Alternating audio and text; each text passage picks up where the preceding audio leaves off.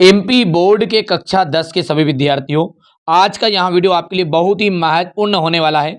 Just 1 minute में थोड़ा सी आपको बात बता दूं, उसके बाद में अपन वीडियो शुरू करेंगे।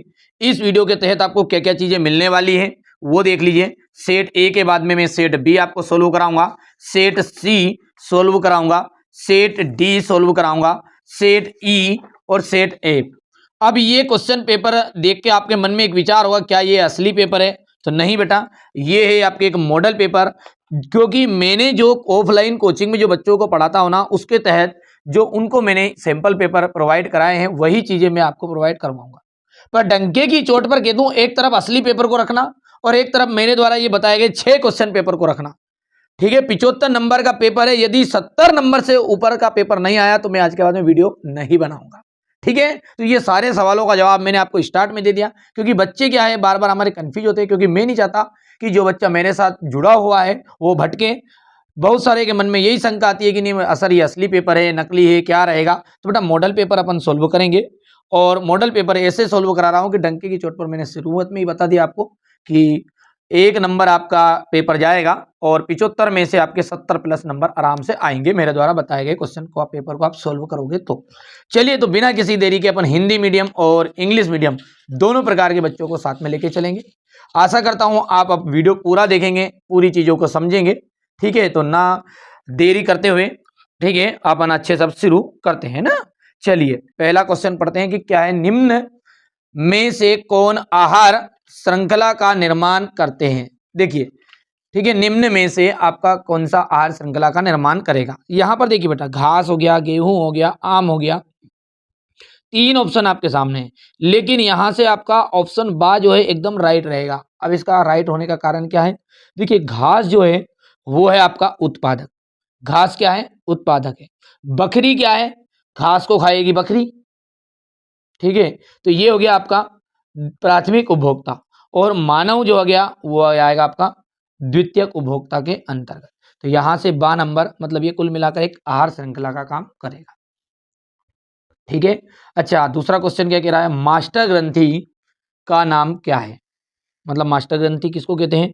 सब जानते हैं कि आपकी पीयूष ग्रंथि जो होती है ये आपकी मास्टर ग्रंथि है। क्यों है ये मास्टर ग्रंथि की, ये क्या करती है बेटा, ध्यान रखना है। पीयूष ग्रंथि का काम क्या है? ये अन्य ग्रंथियों की, यहाँ अन्य लिख भी देता हूं मैं हिंट, अन्य ग्रंथियों के कार्यों को नियंत्रित करती है, इसलिए इसको मास्टर ग्रंथि के नाम से जाना जाता है। ठीक है, अच्छा, थोड़ा सा दिख नहीं रहा था, कोई दिक्कत नहीं है, दिख गया कि ये अन्य जो ग्रंथि होती है उनके सबके ग्रंथियों के कार्यों को ये नियंत्रित करती है।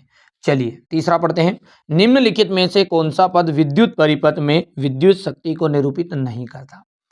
तो बेटा यहाँ पर ये जो ऑप्शन है ना, ये भी आपका विद्युत शक्ति का एक सूत्र है। इसको आप वी आई के रूप में भी लिख सकते हैं, और वी स्क्वायर और R, V square upon R के रूप में भी लिख सकते हैं। लेकिन कभी भी ये आई और आर स्क्वायर के रूप में नहीं होगा, तो इसलिए यहाँ पर ये, ठीक है, आंसर बाव अब एकदम राइट रहेगा। अच्छा, सबसे अधिक अभिक्रियाशील धातु कौन सी है? तो सोडियम, Na का मतलब होता है सोडियम। ठीक है, Au का मतलब है सोना आपका, Ag मतलब होता है चांदी, और कॉपर मतलब होता है तांबा। ठीक है, तो यहाँ पर सोडियम जो है सबसे ज्यादा अभिक्रियाशील धातु है। ठीक है, उससे कम कौन है? मतलब सबसे ज्यादा सोडियम है। सोडियम से नीचे कैटेगरी में कौन है? कॉपर है। कॉपर से नीचे कैटेगरी में आपका जाएगा चांदी, Ag, और सोना, मतलब सोना यहाँ पर सबसे कम क्रियाशील धातु है इन चारों में। सोना से ज्यादा क्रियाशील कौन है? चांदी है, और चांदी से ज्यादा है कॉपर, और कॉपर से सबसे ज्यादा आपकी सोडियम है।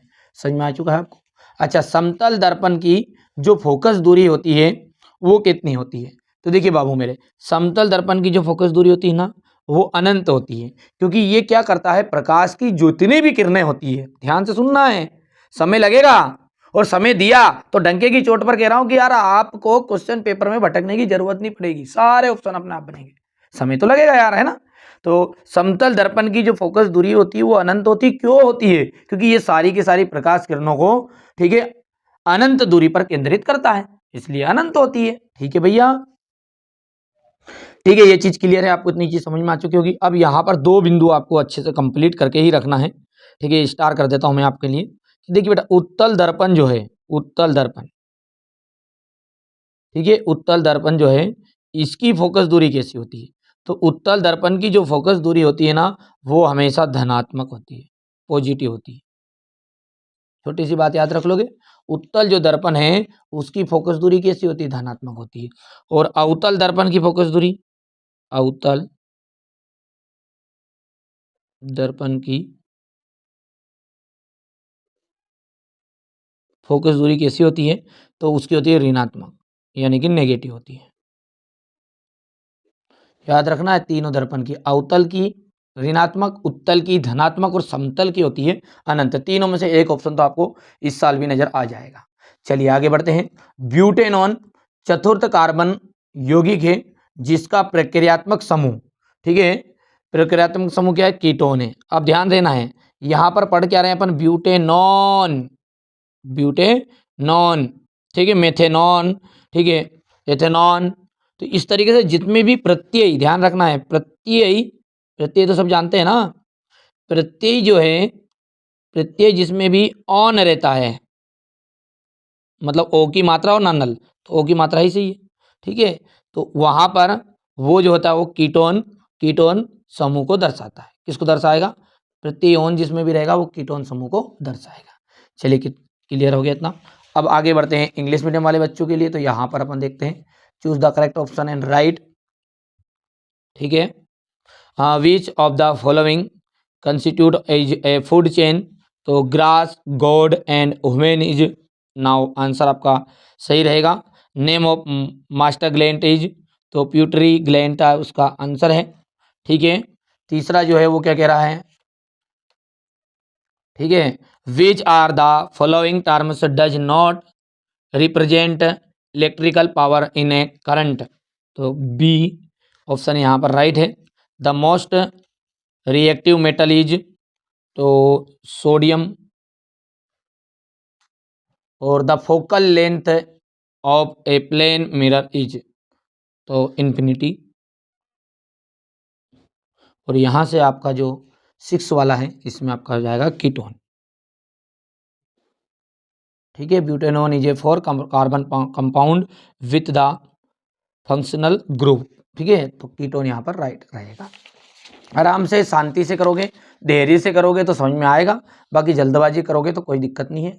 ठीक है, समझ में आने भी नहीं है। ठीक है, मेंडल, जो मेंडल है उसने कितने नियमों का प्रतिपादन किया था? तो मेंडल ने, सॉरी, मेंडल ने किसके नियमों का प्रतिपादन किया था? तो अनुवांशिकी, अनु अनु अनुवांशिकता, यानी फिर वंशानुगति, अनुवांशिकता की जो वंशानुगति है उसके नियमों का प्रतिपादन किया था। तो अपन लिख सकते हैं वंशानुगति या अनुवांशिकता के नियमों का प्रतिपादन किया था, ये भी लिख सकते हैं। कचरे का जो निपटान है एक गंभीर रिक्त स्थान समस्या है, तो पर्यावरणीय समस्या है, पर्यावरणीय समस्या है। यहाँ पर क्रियाएं मेडुला द्वारा नियंत्रित होती है, तो अनैच्छिक क्रियाएं, अनैच्छिक जो क्रियाएं होती है वो मेडुला द्वारा नियंत्रित होती है। यहाँ पर देखिए प्रिज्म द्वारा, प्रिज्म द्वारा रंग की प्रकाश का विचलन सबसे अधिक होता है, तो कौन सी रंग की प्रकाश की किरणों का अधिक विचलन होगा? तो बेगनी, बेगनी यहाँ पर राइट रहेगा। आगे बढ़े, विद्युत शक्ति का एसआई मात्रक, तो विद्युत शक्ति का जो एसआई मात्रक है वो क्या है आपका? विद्युत शक्ति का एसआई मात्रक है वाट। और आलिगिक जनन मुकुलन द्वारा होता है, किसमें? ईस्ट में। हो गया इतना, बढ़े आगे। अब यहाँ पर अपन देखते हैं, तो ये आपका इंग्लिश मीडियम वाले बच्चों का रहेगा, ये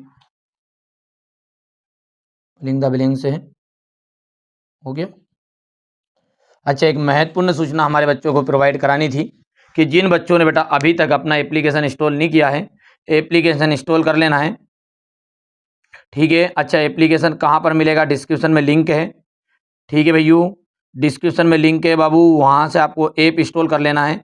सबसे पहले आपको ऐप प्ले स्टोर से, आपको प्ले स्टोर से भी कर सकते हैं, कोई दिक्कत नहीं। एनसीईआरटी कोचिंग है ये अपना, जिसे आप इस पर रजिस्ट्रेशन करोगे, ये सारी प्रोसेस डिस्क्रिप्शन में मैंने दे दी है। लॉगिन पे जाना है मेरा बाबू, ठीक है। लॉगिन पे जाने के बाद में आपको पासपोर्ट में, ये रिमेंबर में, ये सब कुछ मिल जाएगा। डिस्क्रिप्शन में एक वीडियो दिया है किस तरीके से आपको सारी चीज़ें प्रोवाइड करनी है। यहाँ पर आपको पेड वाले पोर्शन पे जाना है, ठीक है। पेड में आपको 10th के मॉडल पेपर पे जाना है। 10th के मॉडल पेपर में मान के चलिए, जैसे यहाँ पर आप एक चीज़ ध्यान देना है, यदि आप एक एक विषय का लेते हैं बेटा तो 100 रुपये का पड़ेगा आपको।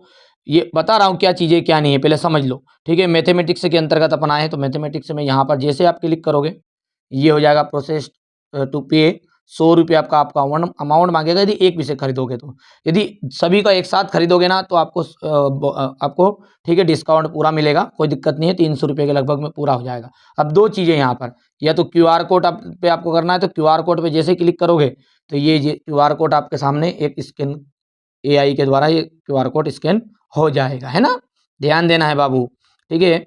ये आपके लिए एक महत्वपूर्ण सूचना है, क्योंकि ये चीज़ें आपको करनी ही है। एनसीईआरटी कोचिंग का ये आपका सामने 9 मिनट के लिए ये आपका QR कोड, ठीक है, एक्सेप्ट कर लिया जाएगा। जैसे इस पर QR कोड पे आप स्कैन करोगे, ठीक है, यहाँ से पेमेंट करोगे, तुरंत आपका कोर्स खुल जाएगा, है ना, ठीक है। बाकी इसका स्क्रीनशॉट लेके आप दूसरों के पास भी शेयर कर सकते हैं, वहाँ से जिसको पेमेंट करवाना है। मतलब मान के चलिए किसी बच्चे के पास में इस मोबाइल से नहीं करना चाह रहा, दूसरे मोबाइल से करना चाह रहा है, तो वो भी दिक्कत आपकी खत्म है। अच्छा, क्या होगा क्या इससे, कि इसमें जो मॉडल पेपर बताऊंगा बेटा, इसमें मान के चलिए मैंने अभी तो यहाँ मदद कर रहा हूँ आपकी, मॉडल पेपर भी देता हूँ। ये जो चीज़ें पढ़ा रहा हूँ ये तो मिलनी ही मिलनी है, प्लस साथ में ये पकी पकाए खीर मिलेगी। साथ में मैं आपको ऐसे 20 क्वेश्चन 30 क्वेश्चन मान के चलिए एग्जाम के ठीक एक दिन पहले 2 दिन पहले मेरे को देना है। तो कुछ चीज़ें ऐसी होती कि जो यहाँ पे प्रोवाइड नहीं कराऊंगा। मैंने ये नहीं कहा कि बेटा असली दूंगा नकली दूंगा, मेरे को ऐसा बोलना होता तो मैं सीधा सीधा कहता कि नहीं यार असली पेपर दूंगा ना, काम हो जाएगा। पर हाँ, डंके की चोट पर मैंने शुरुआत में कह दी कि मैं ऐसी चीज़ें प्रोवाइड कराऊंगा आपको कि एक तरफ असली पेपर आप पेपर देके आओ उसको मिला लेना, और एक तरफ मेरे वाले मिला लेना। यदि वीडियो बाद में देख रहे हो आप तो आप समझ सकते हो कि अभी तक मेरे पूरे कितने पेपर फंस चुके हैं, ठीक है। तो पहली बार आप चैनल पर है तो बिल्कुल चैनल को सब्सक्राइब कर लेना है, और एप्लीकेशन के अंदर नहीं जुड़े बेटा बाबू जुड़ जाना है। पक्का पक्का तुम्हारा 100% श्योर पक्का फायदा है, क्योंकि वहाँ पे जो चीज़ें मिलेगी वो चीज़ें यहाँ पे कुछ चीज़ें वैसी होगी कि समझ रहे हो बात को आप, है ना। तो मॉडल पेपर का ये जो मॉडल पेपर, इनके सॉल्यूशन तो मिलेंगे ही मिलेंगे, सब कुछ पकी पकाई फिर PDF मिलेगी, सब कुछ मिलेगा। मात्र 50 रुपये 40 रुपये का खर्च लगेगा एक विषय का, यदि पूरे सब्जेक्ट आप सिलेक्ट करके करोगे तो। चलिए सत्य सत्य पढ़ लेते हैं, जिन बच्चों को करना है कर सकता है, बाकी आप किस तरह से देख लेना है। अलग से भी चीज़ें मिलनी है, थोड़ी सी आप समझदार है, कुछ चीज़ें खुल के नहीं बताई जाती, ठीक है। सत्य सत्य हाइड्रा को कई टुकड़ों में काट देने पर प्रत्येक टुकड़ा विकसित होकर पूर्ण जीव का निर्माण करता है, तो इसे पुनरुद्भवन कहते हैं। तो ये बात आपकी सत्य हो जाएगी बिल्कुल, ठीक है। पुनरुद्भवन इसी को तो कहते हैं। चलिए अगला पढ़ते हैं कि स्त्रियों में XY गुणसूत्र होते हैं क्या? नहीं, स्त्रियों में जो होते हैं वो XX गुणसूत्र होते हैं, इसलिए ये बात आपकी असत्य हो गई, क्योंकि महिलाओं में XX गुणसूत्र पाए जाते हैं, वो 23 जोड़े में, ठीक है। XY जो होता है वो आपका 23वां जोड़ा पुरुष में पाया जाता है, याद रहेगा। चलिए, ईस्ट में जनन मुकुलन विधि द्वारा होता है, बिल्कुल सत्य बात है, ये भी आपकी राइट बात रहेगी। किसी गोली दर्पण की जो फोकस दूरी होती है वो वक्रता त्रिज्या की आधी होती है, तो गोली दर्पण की फोकस दूरी, सही बात है। सूत्र आपने पढ़ा होगा F = R/2। तो ये बताओ आपको कि फोकस दूरी कैसी है, ठीक है। यहाँ पर देखो सूत्र को, F बराबरी पे R/2, तो फोकस दूरी जो है वक्रता त्रिज्या की आधी तो है, ठीक है, ठीक है भैया, हो गया। कभी कभी इसको ये उल्टा करके बोल देता है कि R = 2F, तो वक्रता त्रिज्या दुगनी है, ठीक है, दुगनी तो ये 2 के बराबर है ये अकेली, ठीक है। इधर 2 लिखो जब बराबर होगा। चलिए, तो यहाँ पर ये बात भी आपकी सत्य हो गई ही है, ठीक है।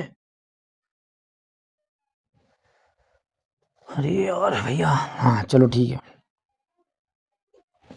प्रकाश संश्लेषण की क्रिया पौधों में गल्जिकाई में पूर्ण होती है, तो प्रकाश संश्लेषण की क्रिया पौधों में गल्जिकाई में पूर्ण नहीं होती है। किसमें होती है फिर? वो होती है क्लोरोप्लास्ट या हरित लवक में।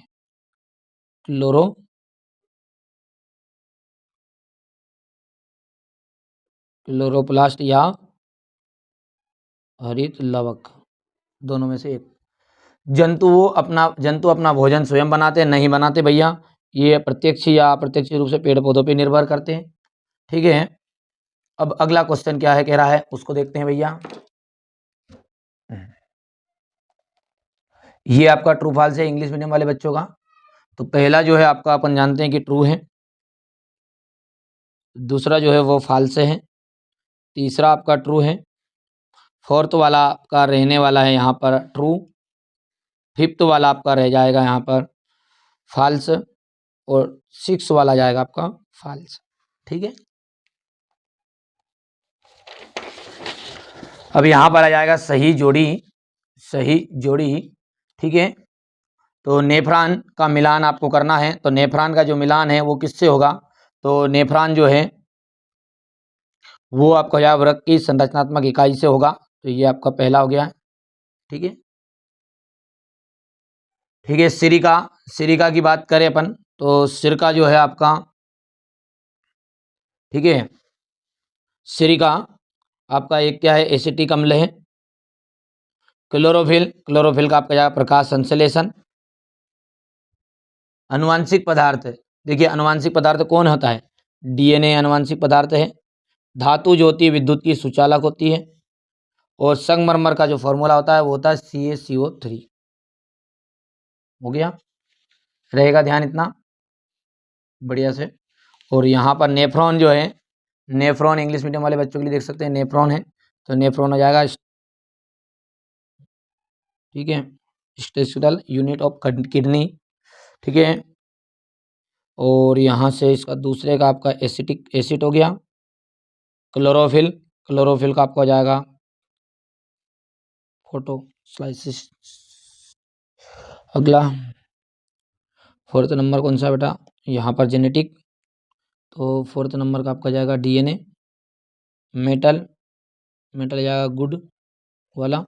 और मार्बल, मार्बल जो है मार्बल का जाएगा CaCO3। ये फॉर्मूला है। ठीक है, थोड़ा सा मैं हिंदी मीडियम वाले बच्चों को पढ़ाता हूँ अधिकतर, तो इसलिए थोड़ी सी प्रॉब्लम आती है। इंग्लिश मीडियम में कोई दिक्कत नहीं फिर बेटा, है ना, क्वेश्चन आपके लिए प्रोवाइड करा रहे हैं, जितनी बन रही मदद आपकी कर रहा हूँ। और ये सारी की सारी चीज़ें यहाँ जो बता रहा हूँ ये तो PDF मिलनी है, उसके अलावा कुछ अदर चीज़ें मिल जाएगी पेड कोर्स में, देख लो वहाँ जो दूंगा ना बेटा उसी में पूरा सब कुछ आएगा। और डाल दी मैंने ऑलरेडी, ये मत समझा, परचेज करो उस फोल्डर में ऑटोमेटिकली स्पेशल नाम से आ जाएगा। जैसे मान के चलिए 22 फरवरी के दिन एग्जाम है, तो अपना 17 फरवरी, ठीक है, से पहले पहले आपके सामने चीज़ें आ जाएगी। अब बाद में देख रहे हैं तो जब तक तो डली गई है ना। तो अम्ली विलियन का के pH मान लिखिए, तो अम्ली जो विलियन होता है उसका pH मान कितना होता है, तो अम्ली विलियन का होता है 7 से कम, <7। हो गया। वायु की अनुपस्थिति में होने वाले श्वसन को क्या कहते हैं, तो वायु की अनुपस्थिति में जो होने वाला श्वसन है उसे कहते हैं अवायवी श्वसन। अनुवांशिकी के जनक का नाम क्या है, तो ग्रेगर जॉन मेंडल।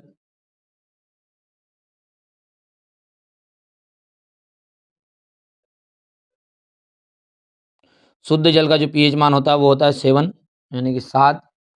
और मस्तिष्क का कौन सा भाग सोचने, समझने, सुनने, सूंघने, देखने के लिए अविशिष्टीकृत है, तो वह प्रामस्तिष्क।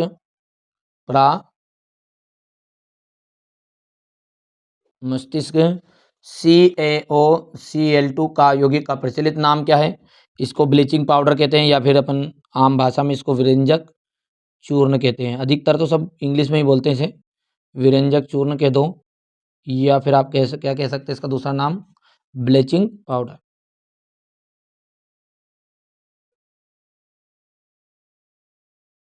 ठीक है भैया, ये हो चुका है आपका। अब इसके बाद में ये देख सकते हैं, right the pH value of acetic solution <7। तो यहाँ से इंग्लिश मीडियम वाले बच्चों का आपका हो जाएगा। हो गया,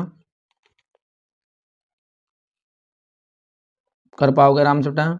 ठीक है, चलिए, तो यहाँ तक मैंने आपको क्वेश्चन 5 तक तो आपको प्रोवाइड करा दिया है।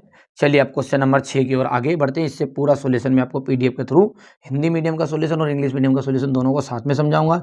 मेरी तरफ से मैं मेहनत कर रहा हूँ बेटा, यहाँ भी मेहनत कर रहा हूँ। पेड में आपको PDF सॉल्यूशन, एक्स्ट्रा चीज़ें, OT क्वेश्चन सब कुछ मिल जाएंगे एक साथ, आपको पकी पकाई खीर मिल जाएगी, केवल चम्मच से खाना। जो बच्चे अभी तक नहीं जुड़े हैं जुड़ जाना है। ठीक है, विनम्र रिक्वेस्ट रिक्वेस्ट बेटा, भले आप कोर्स लो या मत लो, ठीक है, पर जिन बच्चों को भरोसा है मुझ पर वो जरूर ले लेना है। बाकी लोग आप हाथ जोड़ के विनम्र निवेदन है बेटा यार फालतू कमेंट मत करो, क्योंकि मैं उन बच्चों के लिए पढ़ा रहा हूँ जो मुझ पर ट्रस्ट कर रहे हैं, भरोसा कर रहे हैं। मैंने कभी भी नहीं कहा अभी तक वीडियो में, मैंने इतनी बार आपने मेरा वीडियो देखा, अभी इतनी मिनट आपको देखते देखते हो चुकी होगी, मैंने एक बार भी नहीं कहा कि मैं आपको असली पेपर प्रोवाइड कराऊंगा। बेटा मैं असली पेपर के बच्चों को गुमराह नहीं करना चाहता, क्योंकि मेरे पास सारी चीज़ें उपलब्ध है। इतना मत समझो कमजोर अपने को, है ना। यहाँ पर यूट्यूब पे तो 4.5 लाख 5 लाख वैसे लेके नहीं बैठे, पर कोई भी व्यक्ति के सामने मैं अपना बखान नहीं करता कि नहीं यार मेरे में कहाँ तक की शक्ल है, ये कहाँ तक मैं कर सकता हूँ, कहाँ नहीं कर सकता हूँ। ठीक है, आपको मॉडल पेपर के थ्रू सारी चीज़ें प्रोवाइड हो जाएगी, और मॉडल पेपर ही आपको मैं दूंगा, और उसमें से 99% पूरे एग्जाम में फंसेंगे। चलिए 6 से 23 तक अपन समझते हैं। जिन बच्चों ने नहीं लिया पेड अभी तक, कर जरूर लेना। चलिए आगे बढ़ते हैं ना। अब अपन क्वेश्चन नंबर जो 6 है उससे अपन पूरा सोल्यूशन देखेंगे। 23 तक के क्वेश्चन तक का पूरा सोल्यूशन मैं समझाने वाला हूँ।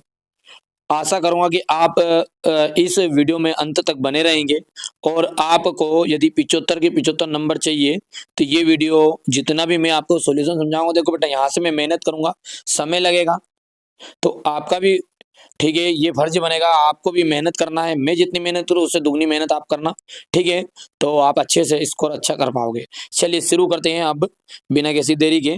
तो क्वेश्चन नंबर जो 6 है उसमें क्या कह रहा है कि F2 की इलेक्ट्रॉन बिंदु संरचना। F2 का मतलब क्या है, फ्लोरीन है, ठीक है।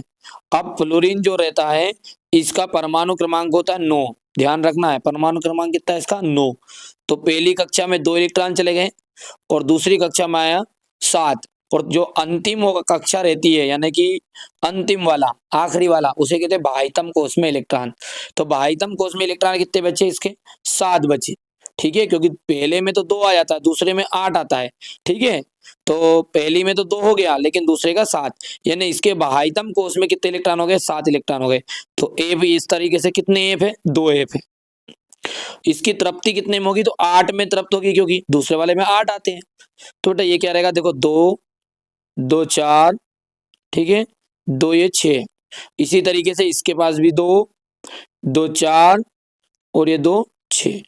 अब इनके इसका भी एक रहा, इसका भी एक, तो ये क्या करेगा कि बेटा यार मेरा भैया तू मेरा एक, और इसका भी एक, दोनों का अलग अलग एक, समझ में आ गया, ठीक है। तो ये करेगा 8, तू ऐसा कर, तू ऐसा कर, ओए ओए ओए ओए, तू भी मेरे को दे दे, नहीं एक और हो गया, 8 नहीं हुआ, ओए तूने लिया तो फिर मैं भी लूंगा, ले, ठीक है भैया।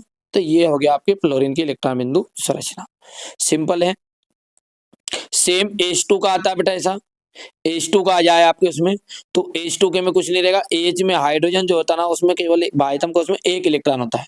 कितना इलेक्ट्रॉन होता है बाह्यतम कोश में, 1 इलेक्ट्रॉन होता है, ठीक है। बाह्यतम कोश में कितने इलेक्ट्रॉन होंगे, 1 इलेक्ट्रॉन होगा, ठीक है। अब जब इसमें 1 इलेक्ट्रॉन होगा तो यहाँ पर एक तो इसका नहीं एक इसका, अब ये 2 में दबेगा, क्योंकि पहली कक्षा 2 में तृप्त हो जाएगी, यानी एच जो है नहीं वो केवल 2 में आत्मा भर जाए इसकी। तो इसका गोल घेरा ऐसा बना दें 2 का, इसका गोल घेरा ऐसा बना, ये H2 हो गया।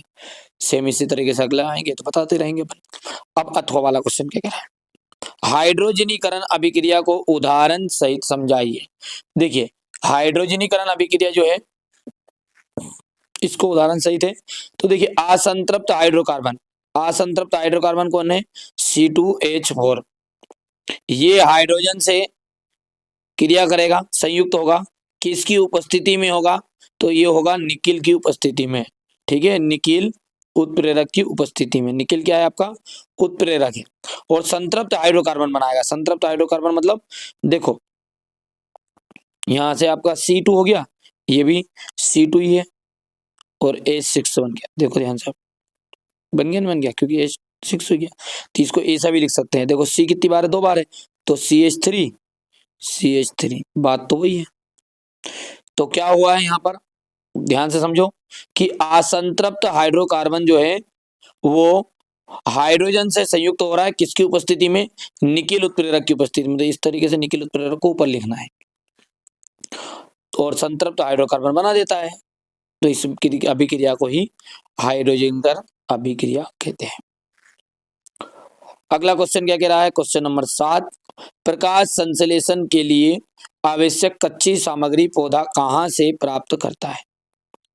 प्रकाश संश्लेषण के लिए आवश्यक जो कच्ची सामग्री है वो पौधा कहाँ से लेता है, तो भाई साहब सूर्य का प्रकाश सूर्य से लेगा, ठीक है, ऐसा लिखना आपको। क्लोरोफिल पत्ती से लेगा, पत्ती से। From leaf. कार्बन डाइऑक्साइड वायुमंडल से। जल मृदा से। ये इसके आगे लिखना बेटा है, गलती से नहीं लिखा है। सूर्य का प्रकाश काई से, सूर्य से। क्लोरोफिल पत्ती में पाया जाएगा। कार्बन डाइऑक्साइड वायुमंडल से, और जल मृदा से। बड़े आगे सेब उसी की से आपको लिख देना है। Sunlight sun, chlorophyll leaf, carbon dioxide environment, और वाटर सोयल। कर पाओगे भी यू। हमारे आमाशय में अम्ल की क्या भूमिका है? देखो, अम्ल क्या करता है, भोजन के साथ आए हुए हानिकारक जीवाणुओं को नष्ट कर देता है। अम्ल का काम क्या है कि भोजन के साथ जो भी हानिकारक जीवाणु आएंगे उन्हें नष्ट कर देगा, तथा माध्यम को कैसा बना देता है, अम्लीय बनाता है। लेकिन जब ज्यादा अम्ल की मात्रा बढ़ जाए तो एसिडिटी होती है। याद रहेगा कि हमारे आमाशय में अम्ल भोजन के साथ आए हुए हानिकारक जीवाणुओं को नष्ट कर देता है, माध्यम को अम्लीय बनाता है। लेकिन यदि इसकी अधिकता हो गई तो एसिडिटी होती है। हो गया भैया। अगला क्या है हमारा, क्वेश्चन नंबर 8 स्वपरागन और परपरागन में अंतर स्पष्ट कीजिए। देखो, परागन क्या होता है वो आपने पहले मैंने बता ही दिया है आपको, ठीक है। कई बार वीडियो बनाया जिसमें, यहाँ तो नहीं बताया पर कई बार मैंने बता दिया। तो देखो, परागन कुछ नहीं होता बेटा। परागन ये है कि कोई पुष्प है, उस पुष्प में के पराग कोश से, इस पुष्प में ये भी फूल है, ये भी फूल है, ये भी फूल है, ये भी फूल है, ध्यान रखना। और एक और पौधा ये यहाँ है, ठीक है, ये पौधा हो गया, इसका फूल ये यहाँ है, यहाँ है, यहाँ है, यहाँ है। तो इस पे ये बन गया इसका, इस तरीके से दो पौधे हैं ना बेटा। यहाँ पर पाया जाएगा, इसमें इसमें पाया जाता है पराग कोश। क्या पाया जाएगा यहाँ पे, क्या नाम कहते हैं इसको, पराग कोश। और इस पराग कोश में क्या है, पराग कण है।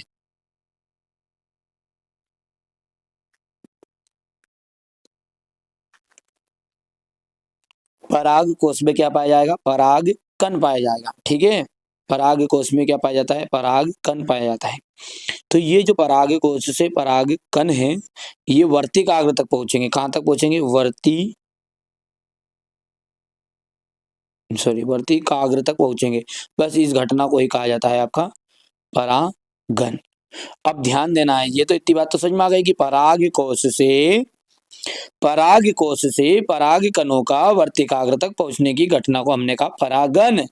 लेकिन यदि ये उसी पुष्प में जाएगा, देखो ध्यान से, या उसी पौधे के किसी दूसरे पुष्प में जाएगा, वर्तिकाग्र तक पहुंचेगा परागकण। यदि परागकण उसी पुष्प में जाएगा या फिर किसी और पुष्प में जाएगा लेकिन पौधा एक ही है, तो उसको कहते हैं स्वपरागन। और पर परागन में क्या है, ये भले इसके धड़ पे ये यहां से यहां आया कूदा, तो पर ये पौधा क्या है, ये अलग है, तो यहां से यहां पे आया तो बेटा ये कहलाएगा आपका पर परागन। याद रह जाएगा। तो देखो, स्वपरागन के लिए पुष्प का द्विलिंगी होना आवश्यक है, क्योंकि पुष्प में नर और मादा दोनों होंगे, तभी तो उसी का उसी में आएगा, ठीक है। तो इसमें पुष्प का द्विलिंगी होना आवश्यक है, इसके लिए पुष्प का द्विलिंगी होना आवश्यक नहीं है।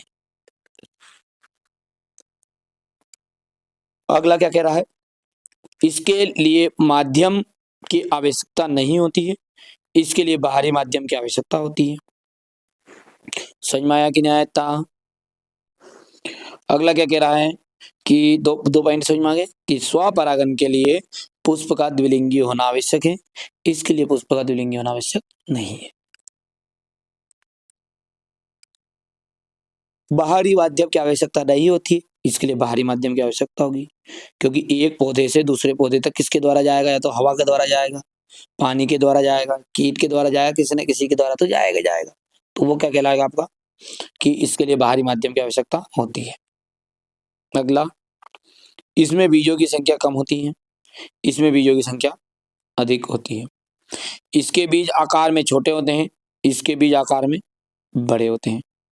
इसके पुष्प आकर्षक गंधहीन तथा मकरंदहीन होते हैं, इसके पुष्प आकर्षक सुगंधित तथा मकरंद युक्त होते हैं।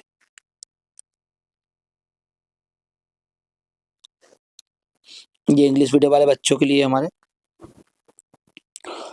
और पुष्प की अनुदैर्ध्य काट का नामांकित चित्र, तो ये आपको पुष्प की अनुदैर्ध्य काट का नामांकित चित्र इस तरीके से बना लेना है। ये बना पाओगे भैया? चलिए इसके आगे बढ़ते हैं। अमीबा में द्विखंडन की विधियों का स्वच्छ नामांकित चित्र बनाना है आपको। तो स्वच्छ नामांकित चित्र आप इस तरीके से बना सकते हैं, ये बना आपके सामने। अब है लैंगिक जनन और अलैंगिक जनन में अंतर। देखिए लैंगिक जनन और अलैंगिक जनन में क्या है, बहुत ही सिंपल है, ज्यादा कुछ माथा पच्ची काम नहीं है। कैसे होगा? देखो लैंगिक जनन जो होगा ना वो मनुष्य में होगा, सीधी सी बात है, ठीक है। ज्यादा डिटेल में मत जाओ, ज्यादा डीप में मत जाओ। अभी लैंगिक जनन जो होगा मनुष्य में होगा, और मनुष्य में नर अलग रहेगा, मादा अलग रहेगी, माँ अलग रहेगा ना, बाप अलग रहेगा, रहेगा अलग अलग। चलो ठीक। अलैंगिक जनन है कीड़े मकोड़ा, कीड़े मकोड़े भी आ गए इसमें, और इसके अलावा पेड़ पौधे भी आ गए। अब पेड़ पौधा में वही तो माँ है ना, वही डगला, डगला से अपने झाड़ लगा तो वही माँ है ना, वही बाप हुआ, डगले योगी झाड़ के बनाएगा नया के। समझ में आ गई बात? नहीं तो जब ऐसा कंडीशन आए कि जब दो जनक भाग ले तो वो हो जाएगा लैंगिक, और जब एक जनक भाग लेगा तो उसे कहेंगे अलैंगिक।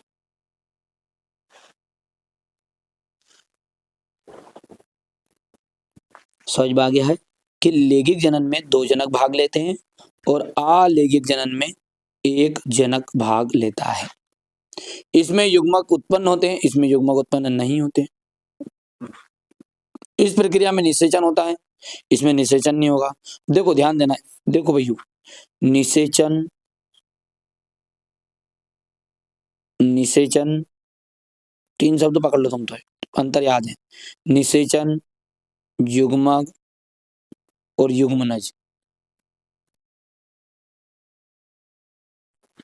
देखो लैंगिक जनन में कितने जनक भाग लेंगे? दो। अब बोलो, लैंगिक जनन में दो जनक भाग लेते हैं, इसमें निषेचन की प्रक्रिया होती है, इसमें युग्मनज बनते हैं, इसमें युग्मक भी बनते हैं। जल्दी बोलो जल्दी बोलो जल्दी बोलो। कि लैंगिक जनन में दो जनक भाग लेते हैं, इसमें निषेचन की प्रक्रिया होती है, ठीक है। लैंगिक जनन में युग्मनज बनते हैं, लैंगिक जनन में युग्मक उत्पन्न होते हैं। आया सही में? इसका ठीक विपरीत इधर कर दो कि इसमें एक जनक भाग लेता है, इसमें युग्मक उत्पन्न नहीं होते हैं, इस प्रक्रिया में निषेचन नहीं होता है, इस प्रक्रिया में युग्मनज नहीं बनते हैं। सिंपल तो बात है यार। अच्छा अर्धसूत्र विभाजन होगा, इसमें अर्धसूत्र विभाजन नहीं होगा।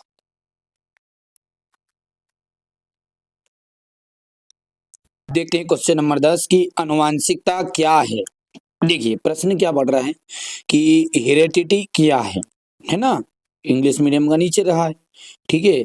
तो आनुवांशिकता क्या है, देखो ये व्हाट इज हेरेडिटी आएगा, है ना व्हाट इज पॉलिनेमेशन आ जाएगा, यहाँ पर लिख दिया किसी ने गलत, कोई दिक्कत नहीं है। आनुवांशिकता क्या है? देखो जब, ठीक है, ऐसे लक्षण जो जीव अपने माता पिता से प्राप्त करता है, सीधी सी बात है।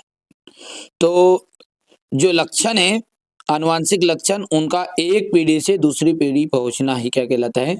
आनुवांशिकता कहलाता है, ठीक है। वो एक लक्षण एक पीढ़ी दूसरी पीढ़ी तक पहुंचते हैं तो उन्हें कहते हैं आनुवांशिक लक्षण, और लक्षणों का इस तरह पहुंचना ही क्या कहलाता है? आनुवांशिकता कहलाता है। परिभाषा पढ़ो कि प्रत्येक जीव अपने माता पिता से लक्षणों को प्राप्त करता है। करेगा नहीं करेगा? तुमने प्राप्त करे नहीं करे? का तुम्हारी नाक, किसी का मुंह, किसी का कान, ऐसा कैसा दाई जी पे गया नहीं गया? माई पे गया होगा, किसी नहीं गया होगा दाई जी पे। तो प्रत्येक जीव अपने माता पिता से विभिन्न लक्षणों को प्राप्त करता है तथा इन लक्षणों की वंशावली के अनुसार पीढ़ी दर पीढ़ी पहुंचना ही क्या कहलाता है? आपका आनुवांशिकता कहलाती है। यानी कि जो लक्षण एक पीढ़ी से दूसरी पीढ़ी में स्थानांतरित होते हैं उन्हें आनुवंशिक लक्षण कहते हैं, और उनका पहुंचना एक पीढ़ी से दूसरी पीढ़ी में पहुंचना ही क्या कहलाता है? आनुवंशिकता कहलाता है। अगला क्वेश्चन क्या कह रहा है इसी के अथवा वाला कि मेंडल के स्वतंत्र अपूयन के नियम को समझाइए। मेंडल का स्वतंत्र अपूयन का नियम क्या कह रहा है? इस नियम के अनुसार जीवों के लक्षण एक दूसरे को प्रभावित किए बिना स्वतंत्र रूप से युग्मकों या संतान में जाते हैं। ठीक है, फिर से बोलो, क्या बोला लिखना है अपने को कि इस नियम के अनुसार जीवों के जो लक्षण है एक दूसरे को प्रभावित करे बिना स्वतंत्र रूप से संतान में या युग्मकों में जाते हैं, अतः लक्षणों का पृथक्करण स्वतंत्र रूप से होता है। ठीक है, अर्थात इसका मतलब क्या है? एक लक्षण की वंशागति दूसरे लक्षण की वंशागति को प्रभावित नहीं करती। इस प्रकार के अपूयन को ही स्वतंत्र अपूयन का नियम कहते हैं। देखो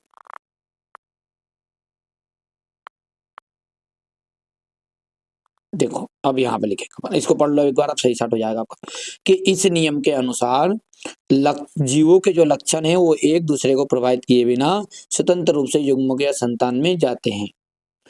इस तरह एक लक्षण की वंशागति दूसरे लक्षण की वंशागति को प्रभावित नहीं करती, तो इस प्रकार के अपूयन को ही स्वतंत्र अपूयन का नियम कहते हैं। बाकी ये चीजें आपको करना चाहो तो कर सकते हैं। ठीक है, ये ऐसा रहेगा गोल गोल छोरीदार, ये जो बीज है ये उठ के यहाँ लिखाएगा। ठीक है, जैसे आर या वाई वाई। ठीक है, इधर आ जाएगा आपका स्मॉल आर स्मॉल वाई। ठीक है, अब यहाँ से अपन ने जैसे मान के चलिए इसका आर आया है और इसका वाई आया, दोनों में से एक कोई सब ले लिया, आर वाई हो गया। इसके पास भी दो है, इसके पास में आर आर है, ये वाई वाई है ना, तो इससे आर और वाई ले लिया अपन ने। तो इस तरीके से जो बनेंगे वो क्या बनेंगे? आर, इसका भी आर बोना, एक लंबा और एक बोना, तो इस तरीके से गोल और पीले बीज प्राप्त होंगे। ये लिखना चाहो तो लिख सकते हैं, नहीं तो बेटा इसमें आपका काम हो जाएगा तेती परिभाषा में। हो गया?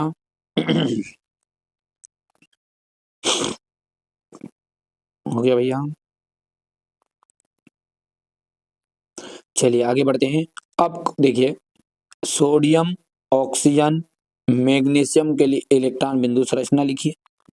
इलेक्ट्रॉन के स्थानांतरण द्वारा Na2O और MgO के निर्माण को दर्शाइए, और इन यौगिकों में कौन से आयरन उपस्थित होते हैं।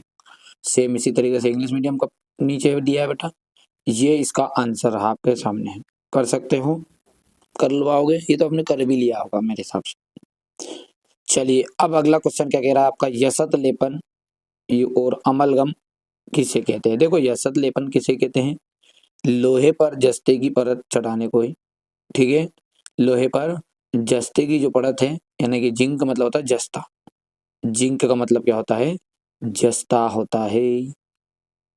तो लोहे पर जिंक की परत चढ़ाना है, क्या कहलाता है? यसत लेपन कहलाता है। अच्छा, ये क्यों चढ़ाते हैं? क्योंकि लोहे एवं इस्पात को जंग से बचाने के लिए उस पर जिंक की परत चढ़ाया जाता है। लोहे पर और इस्पात पर जंग से बचाने के लिए उस पर क्या करेंगे बाबू? जिंक की परत चढ़ा देंगे, जस्ते की परत चढ़ा देंगे, बस इसी को कहते हैं यसद लेपन। अमलगम क्या है? अमलगम का मतलब क्या है कि जब किसी धातु जैसे जस्ते आदि पर पारे का लेप चढ़ाएंगे, मरकरी का। ठीक है, यसद लेपन में क्या है? उसमें जिंक की परत चढ़े तो क्या हो गया भैया? बोलो, आपका क्या? यसद लेपन हो गया। अमलगम क्या है? कोई भी धातु है जैसे जस्ते हो गया, अब इस जस्ते के ऊपर पारे का लेप लगाना है। ठीक है, तो वहां धातु पारे के साथ मिलकर पारे की मिश्र धातु बनाती है, जिसे ही हम क्या कहते हैं? अमलगम कहा जाता है। लेंस क्षमता से आप क्या समझते हैं? देखो लेंस क्षमता क्या है?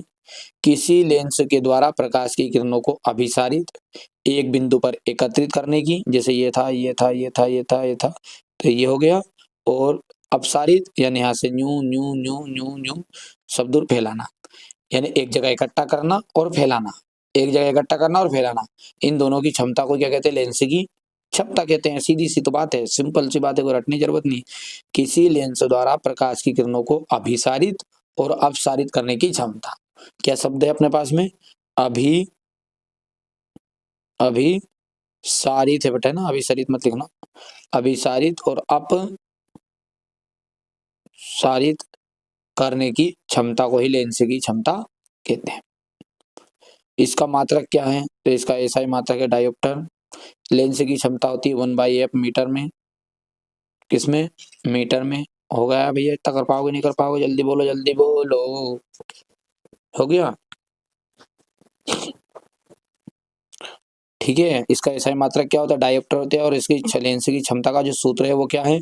लेंस की क्षमता है P = 1/f मीटर में। बस ऐसा भी लिख सकते हैं। इंग्लिश मीडियम वाले बच्चे बढ़िया से ले सकते हैं कि what do you understand by the power of a lens? What is unit power of a lens?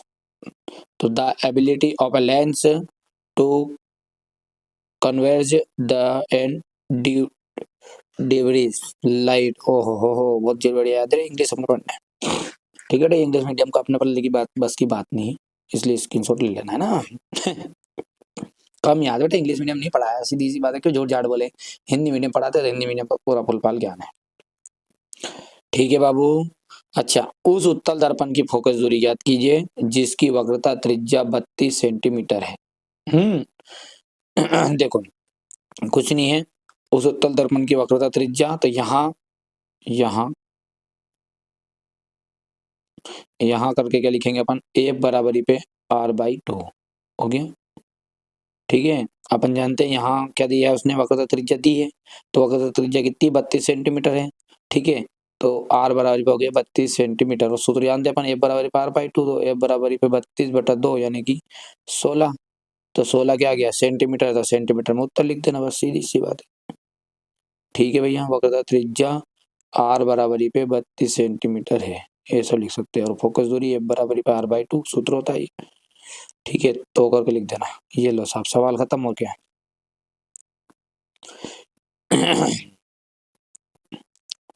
किसी अंतरिक्ष यात्री को आकाश नीले की अपेक्षा काला क्यों दिखाई देता है? कोई भी अंतरिक्ष यात्री है, उसको आकाश जो है नीला नहीं दिखाई देगा भैया, कैसा दिखाई देगा? काला। क्यों? क्योंकि इसका कारण क्या है? इसका कारण ये है कि अधिक ऊंचाई पर, ठीक है, जब अंतरिक्ष यात्री अधिक ऊंचाई पर होते हैं तो उनके लिए उनके पास या उन तक प्रकर्णित प्रकाश नहीं पहुंच पाता, जो धरती से टकरा रहा है सूर्य के द्वारा, और वो अपनी आंख में प्रवेश करता है। इस कारण से अपने को आकाश कैसे दिखाई देता है? नीला। ठीक है, अब जब ज्यादा दूर आसमान में है तो धरती से भैया ये यहाँ चले गए, अब धरती से प्रकाश जो यहाँ तक ही पहुंचा, अब नहीं पहुंच पाया, तो भाई सब आकाश उन्हें काला काला दिखाई देगा, ब्लैक कोबरा। सही में आया कि चूंकि अंतरिक्ष यात्री पृथ्वी से बहुत अधिक दूरी पर होते हैं, इसलिए उन तक प्रकर्णित प्रकाश नहीं पहुंच पाता, इसलिए वो आकाश नीले की अपेक्षा में काला दिखाई देता है। बस सीधी सी बात हो गया। प्रकाश के प्रिज्म से प्रकाश का अपवर्तन का नामांकित चित्र बताओ। यानी प्रकाश का अपवर्तन का चित्र बताना है अपने को, और वो किससे बताना है? प्रिज्म से बताना है, जो कि आपका ये आपके सामने है, बहुत ही सिंपल लैंग्वेज में है। ठीक है, यहाँ पर श्वेत आ जाएगा। ठीक है, बेजान यहाँ पे नाला, आप सब जानते हैं। और ये चित्र है, नाम आप इंग्लिश मीडियम वाले बच्चे कर सकते हैं। कर लोगे जल्दी जल्दी बोलो, जल्दी जल्दी बोलो। देखो, विद्युत धारा के मात्रक को परिभाषित कीजिए। विद्युत धारा की परिभाषा नहीं पूछी उसने। ठीक है, आवेश प्रवाह की दर को क्या कहते हैं? विद्युत धारा कहते हैं। आवेश प्रवाह की दर को, धरनी मतलब दर, आवेश प्रवाह की दर को विद्युत धारा कहते हैं, लाइट कहते हैं, करंट कहते हैं भैया। ठीक है, करंट आएगा, लाइट नहीं आएगा। लाइट मतलब कोई प्रकाश हो, करंट। समझ में आ गया? ठीक है, अच्छा, अब अपन ने क्या लिखा है बेटा? आवेश प्रवाह की दर। तो आवेश हो गया, दर यानी क्या होता है बेटा? समय। दर यानी कि समय हो गया है। ठीक है, और इधर हो गया विद्युत धारा यानी कि आई। अब देखो ध्यान देना है, आई का जो एसआई पद्धति मात्रक होता है वो होता है एम्पियर। ध्यान से सुनना, एम्पियर। आवेश का जो मात्रक होता है वो होता है, ठीक है, कूलाम। आवेश का मतलब ऐसा मात्रक क्या, कूलाम होता है, और समय का होता है सेकेंड। समझ रहे हो? इतनी सी बात ध्यान रखना है, नोटिस करना है। कौन सी? एक तो एम्पियर, विद्युत धारा का एसआई मात्रक क्या होता है, एम्पियर होता है। आवेश का एसआई मात्रक होता है कूलाम, और समय का हो गया बेटा सेकेंड। तो जब जब जब एक सेकेंड में एक कूलाम आवेश विद्युत धारा प्रवाहित होती है, जब एक सेकेंड में एक कूलाम आवेश प्रवाहित होता है, तो विद्युत धारा का जो मान होगा वो भी कितना होगा, 1 एम्पियर होगा। तो पूरी लाइन बोलो, आधी बोली थी इसलिए थोड़ा पटा गए अपन। ठीक है, यदि किसी चालक के अनुप्रस्थ काट से, इस वर्ड को जोड़ दो यहाँ पर, यदि किसी चालक के अनुप्रस्थ काट से एक सेकेंड में एक कूलाम आवेश प्रवाहित करते हैं, तो उस विद्युत धारा का मान 1 एम्पियर होगा। हो गया भैया? अगला है आपका, विद्युत परिपथ में उपयोग आने वाले निम्न अवयवों के प्रतीक चिन्ह बनाइए। विद्युत परिपथ में उपयोग आने वाले निम्न अवयवों के प्रतीक चिन्ह बनाना है। विद्युत सेल है बेटा, प्लग कुंजी है, तार है, विद्युत स्विच है। तो इनका आपको याद रखना ही रखना है। 10 नाम है पूरे, और 10 के 10 में यहाँ पर नीचे बता देता हूँ आपको। ये रहा है आपके सामने, देखो। सबसे पहले क्या है हमारा, सबसे पहले है आपका विद्युत सेल।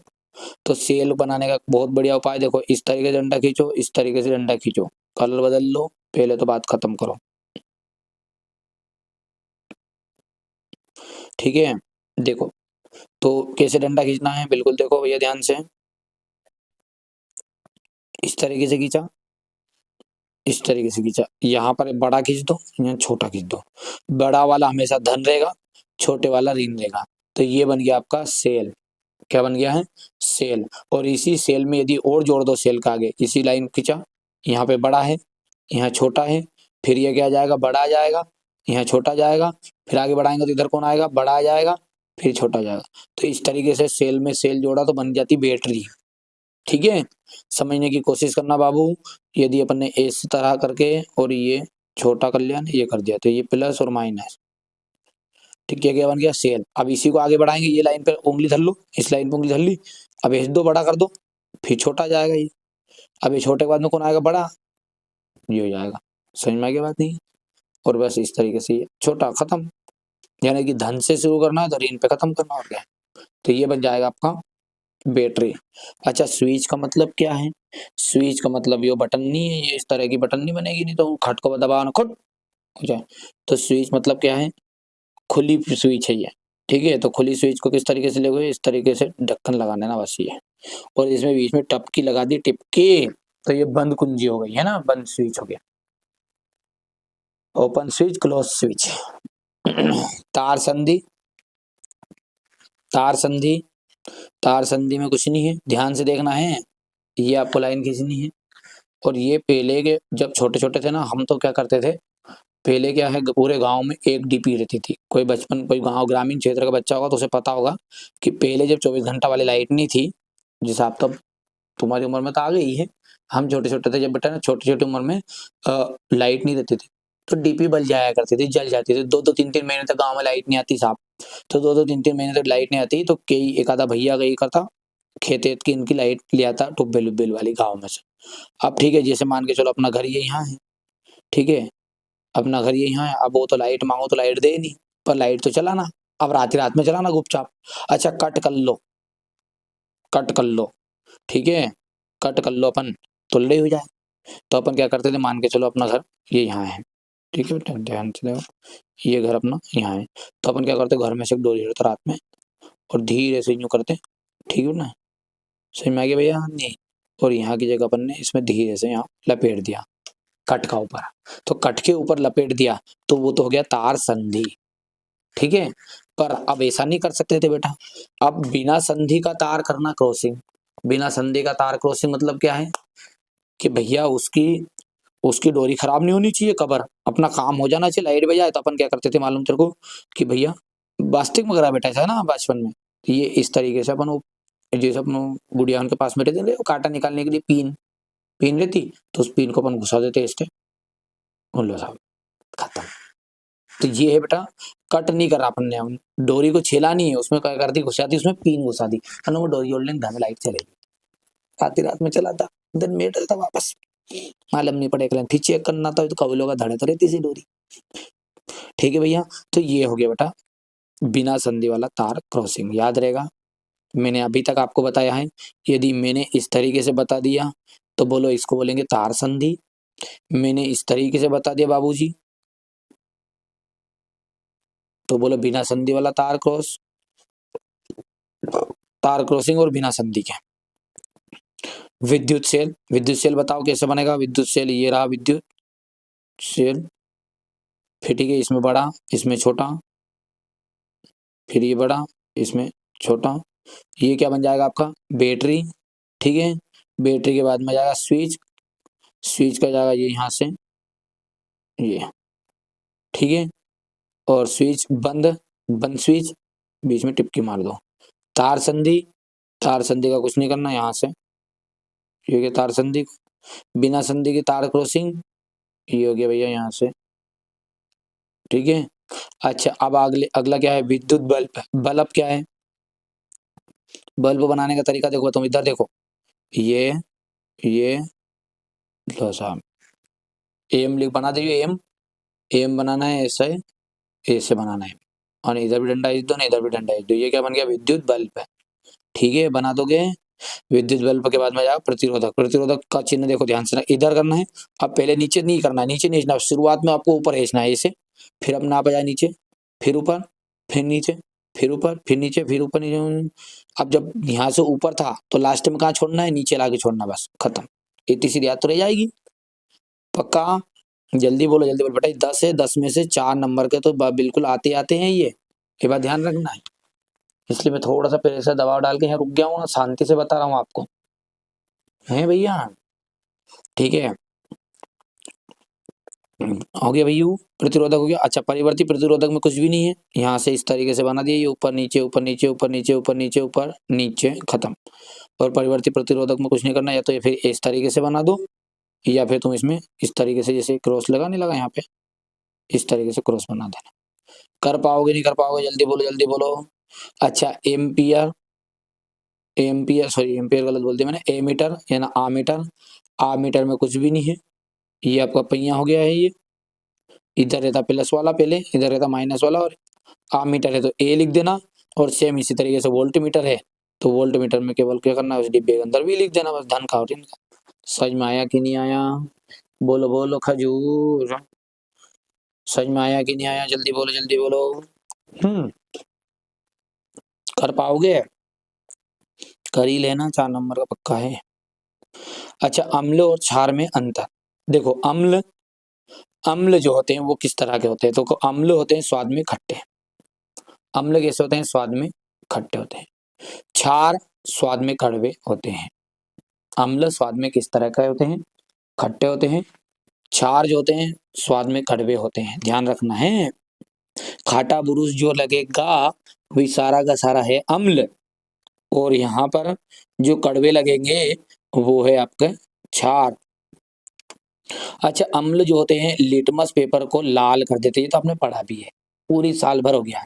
लिटमस पत्र क्या होता है, ठीक है, कागज का एक टुकड़ा होगा, ठीक है, टुकड़ा बनेगा जिसको अपन जैसे डुबाएंगे तो लाल रंग का रहेगा, ठीक है, तो लाल का है तो नीला हो गया, तो समझ जाना कि वो अम्ल नहीं है, क्योंकि लाल को नीला करने वाला अनीला नीर है, क्योंकि नाम याद रखना, अनीला, अनिल्या, ओ अन्या, सुन ले लो, अन्या। तो अनीला, आ से अम्ल, नी से नीला, उल्ला से लाल। तो अम्ल क्या करता है, अम्ल नीले लिटमस पेपर को क्या कर देता बाबूजी, लाल, मेरे लाल, समझ लो लाल। ठीक है, तो अम्ल नीले लिटमस पेपर को लाल कर देता है। अच्छा, लाल लिटमस पत्र को नीला कर देता है, ठीक है। अच्छा, इसका पीएच मान 7 से कम होता है, इसका पीएच मान 7 से अधिक होता है, ठीक है। अम्ल क्षार को उदासीन कर देते हैं, क्षार अम्ल को उदासीन कर देते हैं, सीधी सी बात है। ठीक है। अच्छा बेटा, ये जल में विलय होकर हाइड्रोजन धन आयन बनाते हैं। ठीक है, याद रखना इधर है ये क्वेश्चन टेक का मतलब है कि ये मिसप्रिंट हुआ, यहाँ पर टाइपिंग नहीं हो पाई है ना। तो क्या बनाते हैं, ये जल में विलय होकर एच धन आयन बनाते हैं और ये जल में विलय होकर OH ऋण आयन बनाते हैं। याद रहेगा। तो बेटा मेरा उद्देश्य क्या है, आप अच्छे अंक प्राप्त करें, बस सीधी सीधी बात है। अच्छा ये क्या है, मैं तो पढ़ा दूंगा, पढ़ा के चला भी जाऊंगा, वीडियो बना के मैं फुर्सत हो जाऊंगा। ठीक है, पर आपको मेहनत करनी है बाबू, वीडियो को रोक लेना है। आप क्या करो, कॉपी हाथ में रखो, अभी तक नहीं किया है ना तो कॉपी रखो, एक क्वेश्चन हो जाए उसके बाद में कोशिश करो कि नहीं यार इसमें से हिंट अपन ने देख ली कि हिंट में अपन जैसे चिराप्टे कर देन करते हैं। चिराप्टे का मतलब क्या है, जैसे अपन ने अम्ल और क्षार में अंतर अभी देखा है, तो एक तरफ अपन लिखो अम्ल बड़े तरीके से, ये देखो यहाँ अपन यहाँ पे जैसे इंग्लिश मीडियम पर चिराप्टे है ना, यहाँ पर अपन लिख दिया बेटा अम्ल, लिख दिया क्षार। अपन ने बोला अम्ल स्वाद में खट्टे होते हैं, क्षार स्वाद में कड़वे होते हैं, ये अपन हिंट हो गई। ठीक है, खट्टा हो गया ना, ये कड़वा होगा। दूसरा, इनका पीएच मान 7 से कम होता है, 7 से कम, इनका पीएच मान 7 से अधिक होता है।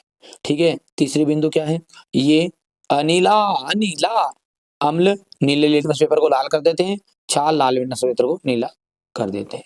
बस ज्यादा नहीं तो 2 नंबर का आता, 3 नंबर का कर लिया अपन ने, लो साहब खत्म। अम्ल क्षार के उदासीन कर देगा, क्षार अम्ल को उदासीन कर देगा, लो साहब और क्या। जब एसिडिटी बढ़ेगी ना, बढ़ती ना, फाकी नहीं फाकी नहीं फाकी तो फाक ले जाओ। समझ में आया बाबू। देखिए मेरा उद्देश्य यही है कि आप अच्छा स्कोर करें। जो बच्चे अभी तक एप्लीकेशन के अंदर नहीं जुड़े हैं, जिसने ऐप इंस्टॉल नहीं किया है, वो एप्लीकेशन को इंस्टॉल कर लेगा, वीडियो डिस्क्रिप्शन में है। ठीक है, उससे आपको पता चल जाना है किस तरीके से आपको ऐप खोलना है, और पेड कोर्स वाले पोर्शन में जाना। पेड में पैसे तो लगेंगे, वैसा 200 से 250 रुपये, 300 रुपये तक भी लग सकते हैं, ऑफर के हिसाब से काम है। यदि एक सब्जेक्ट का खरीदोगे तो 100 का पड़ेगा, यदि 6 का एक साथ खरीदोगे तो 300 में काम हो जाएगा, यानी 50 रुपये का भी नहीं पड़ रहा है। और 50 रुपये तो आप अभी जाओगे, आपको पता है। ठीक है, हाट बाजार रहता है या कोई सा भी दिन रहता है, कहीं पर भी जाते हो तो भाई साहब दिन भर में 50 रुपये, ज्यादा नहीं तो 2 दिन में तो खाई जाओ। और यदि पढ़ाई पर की बात करें, देखो बेटा ध्यान रखना है मेरी बात, हमेशा इंसान जो है वो सफल इसलिए नहीं हो पाता है कि उसको वास्तव में जहाँ पैसे खर्च करना रहता है वहां पैसे खर्च नहीं करता, फालतू जगह पे पैसे खर्च कर देगा। अभी हाल कई की चीज अच्छी चीज आ जाएगी, वो कि काका चला नहीं, वो भाई साहब वो एक वो छोरी नीचे से दबाए होंगी, ऊपर वो कान का कान खड़ा हुए। ठीक है, वो उसमें फालतू पैसे में दांत हाथ हिड़ने की, तो अब दांत हिड़ने लग गया। ठीक है भैया, पर ऐसी अकल नहीं है कि नहीं यार कि भैया अच्छी जगह पैसे लगाएं। बेटा अपने माता पिता को समझाओ कि ये जो चैनल है ये मॉडल पेपर प्रोवाइड कराता है बेटा, कोई असली पेपर नहीं है, पर मेरे द्वारा जो बताए गए मॉडल पेपर है ये यदि आप कंप्लीट करोगे तो डंके की चोट पर कह दूं, एक तरफ असली पेपर रखना और एक तरफ मेरे द्वारा बताए गए, कम से कम ज्यादा नहीं तो 6 मॉडल पेपर दूंगा, 6 में से 4 ही रख लेना आप तो, और उसमें से भी 75 से 80% तक पेपर में नहीं आएगी तो मैं कोचिंग ही पढ़ाना छोड़ दूंगा। और क्या कहूँ, इतना ट्रस्ट से इतने विश्वास से क्यों कह रहा हूँ, क्योंकि पूरी चीजें रिसर्च करने के बाद ही मैं बताता हूँ, फालतू चीजों में मेरे पास समय नहीं है। और मैं ऐसे बच्चों को मुझे चाहिए भी नहीं कि जो वास्तव में अपने माता पिता की नाक कटवाना चाहते हैं। ठीक है, जो नहीं पढ़ना चाहते उनकी जरूरत नहीं है, फालतू कमेंट करने मत आओ। हाथ जोड़ के निवेदन है दादा, हाथ जोड़ के कि आप फालतू कमेंट करने मत आओ, क्योंकि यहाँ पर इसी बच्चे का, यहाँ पर उन बच्चों के लिए मैं साथ दे रहा हूँ, उन बच्चों के लिए मेहनत कर रहा हूँ। आप खुद देखना कि ये वीडियो की क्लास कितनी लंबी रहेगी। ठीक है, कहीं ना कहीं तो भैया अभी ऐसा थोड़ी यार मेरे को लपा छप्पा मार के ना भी चला जाता, मैं तो आपके लिए क्यों मेहनत कर रहा हूँ, क्योंकि मैं नहीं चाहता कि जो बच्चा मेरे साथ जुड़ा है और उसे नंबर कम आए, बस सीधी सी बात है। पर कुछ नकटे, कुछ नाक कटे ऐसे होंगे कि जो अपने माता पिता का नाम रोशन करना ही नहीं चाहते। भाई साहब मेरे पास से कोर्स मत लो, मैंने ये नहीं कहा कि कोर्स खरीदो यदि बल्लम चंद की वाह यदि माता पिता का मान सम्मान बढ़ेगा, अरे मेहनत तो कर लो, वो भी तो नहीं हुई तुमसे। ईमानदारी से आप तो अंतर आत्मा से पूछ लो कि हाँ क्या मैंने 10वीं के लिए साइंस के लिए ईमानदारी से मेहनत करी, और अंतर आत्मा कहते कि हाँ करी, तो भाई साहब आप बिल्कुल परसेंटेज बने या नहीं बने, पर आपने अच्छा काम किया है, आपकी तरफ से आपने आपका 100% दिया है। ठीक है भाई, इस चैनल इस वीडियो पे व्यू आए, मेरे कहने से कोई बच्चा जुड़े नहीं जुड़े, मेरा कर्म क्या है मैं आपको बताऊंगा रास्ता, मेरी मेहनत है। यदि मेरी मेहनत सफल होगी, ठीक है, मेरी मेहनत में दम होगा, तो अपने आप आपके अंतरात्मा कहेगी नहीं यार इनके साथ अपने को जुड़ना चाहिए, ये व्यक्ति मेरे को थोड़ा ईमानदार दिख रहा है। ठीक है, तो ज्यादा अपन भाषण वाली बात नहीं तो भाई साहब मैं तो भीतर से खकोल दे ऐसा आदमी हूँ। ठीक है, कि क्या क्या है, क्या समझते हो तुम अभी व्यक्ति अपने आप को समझ ही नहीं रहो बेटा। तुम मेरे से मतलब नहीं, आप तुमको भी खुद को भी समझ नहीं रहे हो। अभी भी तुम बस अय्यासी गिरी में इधर है। ठीक है, वो भाई इधर से तीतरा इन्हें आंख फाड़ रहा, वो उधर आंख फाड़ रहा। मैं फालतू बातें नहीं करता था, सीधी सी बात है। टाइम पास करने का समय रह ही नहीं नल्ला यार, बात क्या करूं यार। पर ठीक है, आप अच्छे से पढ़ो यार बाबू, मेहनत करो, मेहनत करो, बस एक ही ऑप्शन है। पर मेहनत भी स्मार्ट मेहनत करो। ठीक है भैया, पता चल रहा है कि पूरा सिलेबस इतना बड़ा है। अब उसमें से पूरा कोर्स पढ़ने जाओगे तो तुम्हारे दाई जी के दाई जी से नहीं पढ़ाए। ठीक है, तो मॉडल पेपर कंप्लीट कर लो बेटा, समय बचता है तो अलग से पढ़ो। मैंने ये नहीं कहा कि यार हम ही कलेक्टर है साहब, हमारा नहीं बनोगा यदि तुम टॉपर बनोगा, कहीं भी पढ़ो बेटा, है ना। चलो, ज्यादा समय निकल रहा है, ज्यादा भाषणबाजी हो गई होगी कि बच्चों को जो समझदार है उनके हिसाब से तो मैंने अच्छी चीजें बता दी, और बाकी भाषण समझ लिया हो तो भाई साहब भाषण समझ के सुन लिया, नेताजी की जय। ठीक है, आगे बोलो। धोने का सोडा, यानी कि कपड़े धोने का सोडा की बात चल रही है, और बेकिंग सोडा यानी अपन गाँव में जो बोलते हैं मीठा सोडा, बोलते नहीं बोलते। अब सबसे पहले जो धोने का सोडा है उसका उपयोग आपको सबको ही पता है, काय काय में उपयोग करें धोने के सोडे का। घरों की साफ सफाई में इसका उपयोग करते हैं। इसका उपयोग कांच, साबुन, कागज उद्योग में होता है। ठीक है, धोने के सोडे का उपयोग किस किस में होगा, तो इसकी उपयोग साफ सफाई में होगा। इसका उपयोग, ठीक है, कांच, साबुन, कागज उद्योग में होता है। अच्छा, बेकिंग सोडे का उपयोग आप सब समझते हैं, मीठा सोडा, पेट की अम्लता को खत्म करने। कभी कभी भाई साहब बनाया था पार्टी आर्टी में दाल बाफले, दे ठोस कर दे ठोस ठोस, अब पेट में भी कह घुस। ठीक है, हुस। ठीक है, तो भैया क्या हुआ, पेट फूल गया, पेट फूल गया तो उस समय अपन फाकते मीठा सोडा। तो वही क्या है, पेट की अम्लता को दूर करने में। ठीक है, इसका उपयोग सोडा अम्ल अग्निशामक में किया जाता है। इसका उपयोग बेकरी के उपयोग बनाने में किया जाता है। नमकीन नमकीन नमकीन बनाने में इसका उपयोग किया जाता है। चिप्स पापड़ बनाने में इसका उपयोग किया जाता है। ठीक है, वो क्या बोलते वो आजकल वो तुम्हारा वो टोपी पहरी दे, जन्मदिन, जन्मदिन पे क्या काटो तुम, वो केक, केक काटो नहीं काटो भैया। तो वो केक केक बनाने में, ठीक है, बेकरी में केक बना, बेकरी के शायद उसको नहीं बेटा, हाँ जो भी है ना।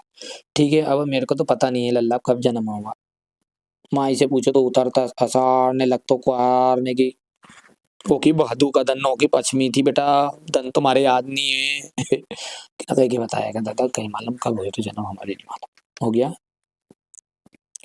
चलिए क्वेश्चन नंबर 16 क्या कह रहा है बाबू, HCl HNO3 आदि जलीय विलयन में अम्लीय अभिलक्षण क्यों प्रदर्शित करते हैं, जबकि एल्कोहल, ग्लूकोज जैसे यौगिकों में अम्लता के अभिलक्षण प्रदर्शित करते हैं।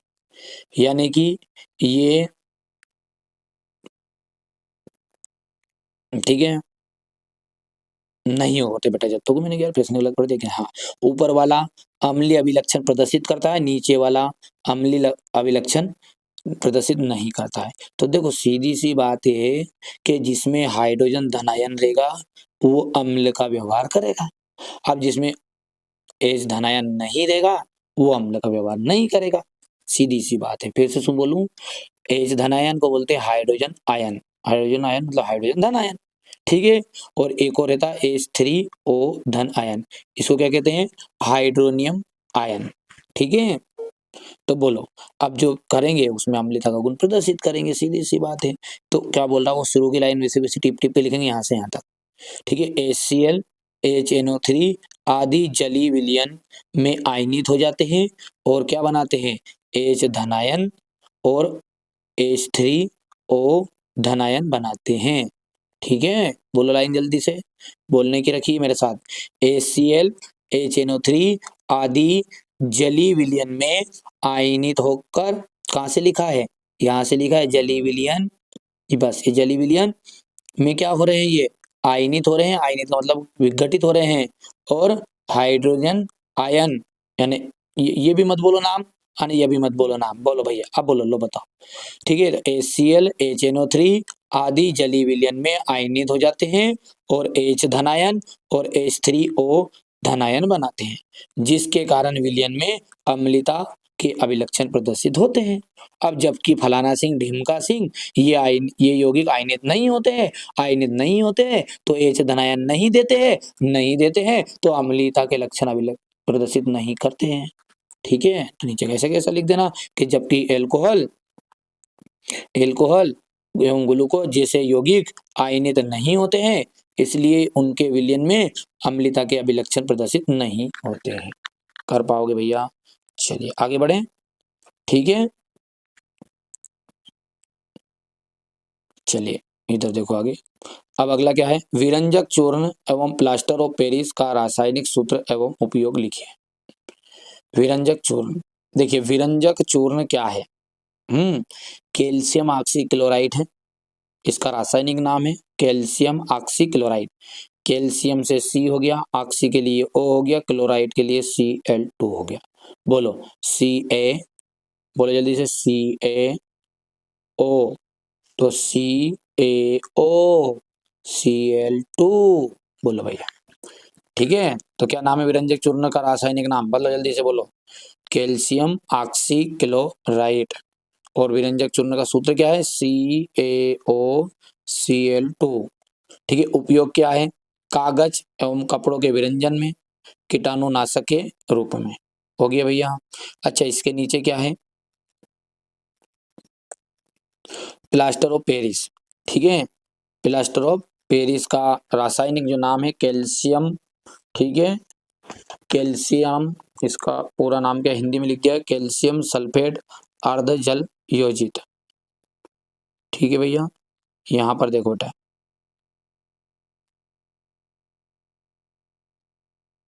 ये देखो कैल्शियम, जिसका नाम यहाँ पे कैल्शियम सल्फेट हेमी हाइड्रेट। क्या लिख दोगे? कैल्शियम सल्फेट हेमी हाइड्रेट, कसोनट कूड़ो पानी, कसोनट कूड़ो पानी। अच्छा, कसोनट का मतलब क्या है रे?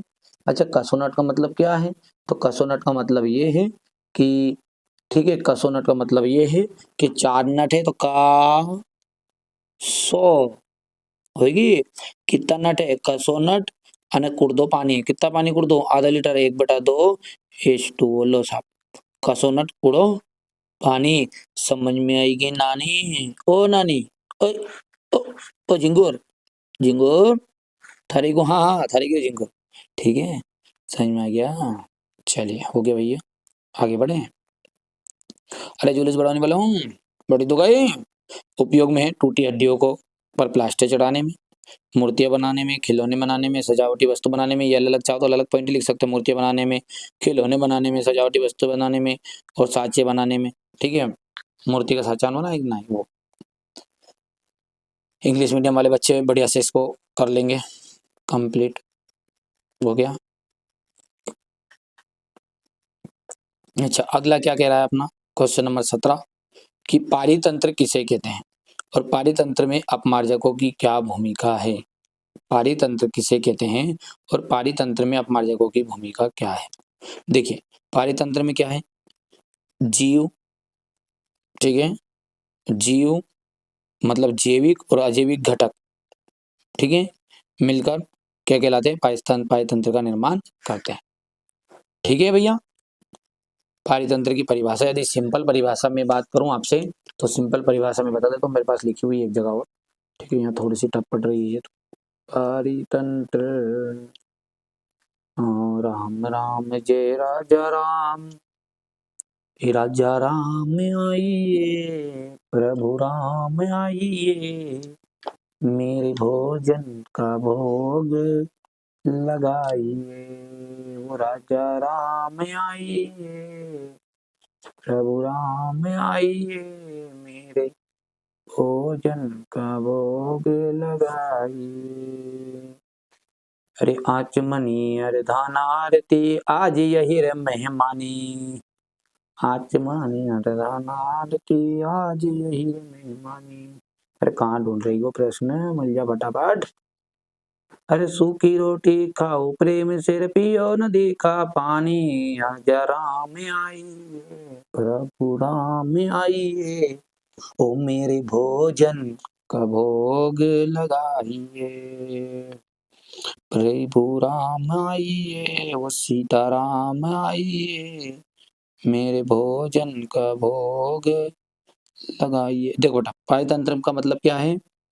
तो जैविक और अजैविक घटक सम्मिलित रूप से पारतंत्र कहलाते हैं। बस इतना सा लिखना। जैविक, अरे यार कैला पड़ा है। हाँ, जैविक और अजैविक घटक मिलकर क्या करते हैं? पारतंत्र कहलाते हैं। मतलब जैविक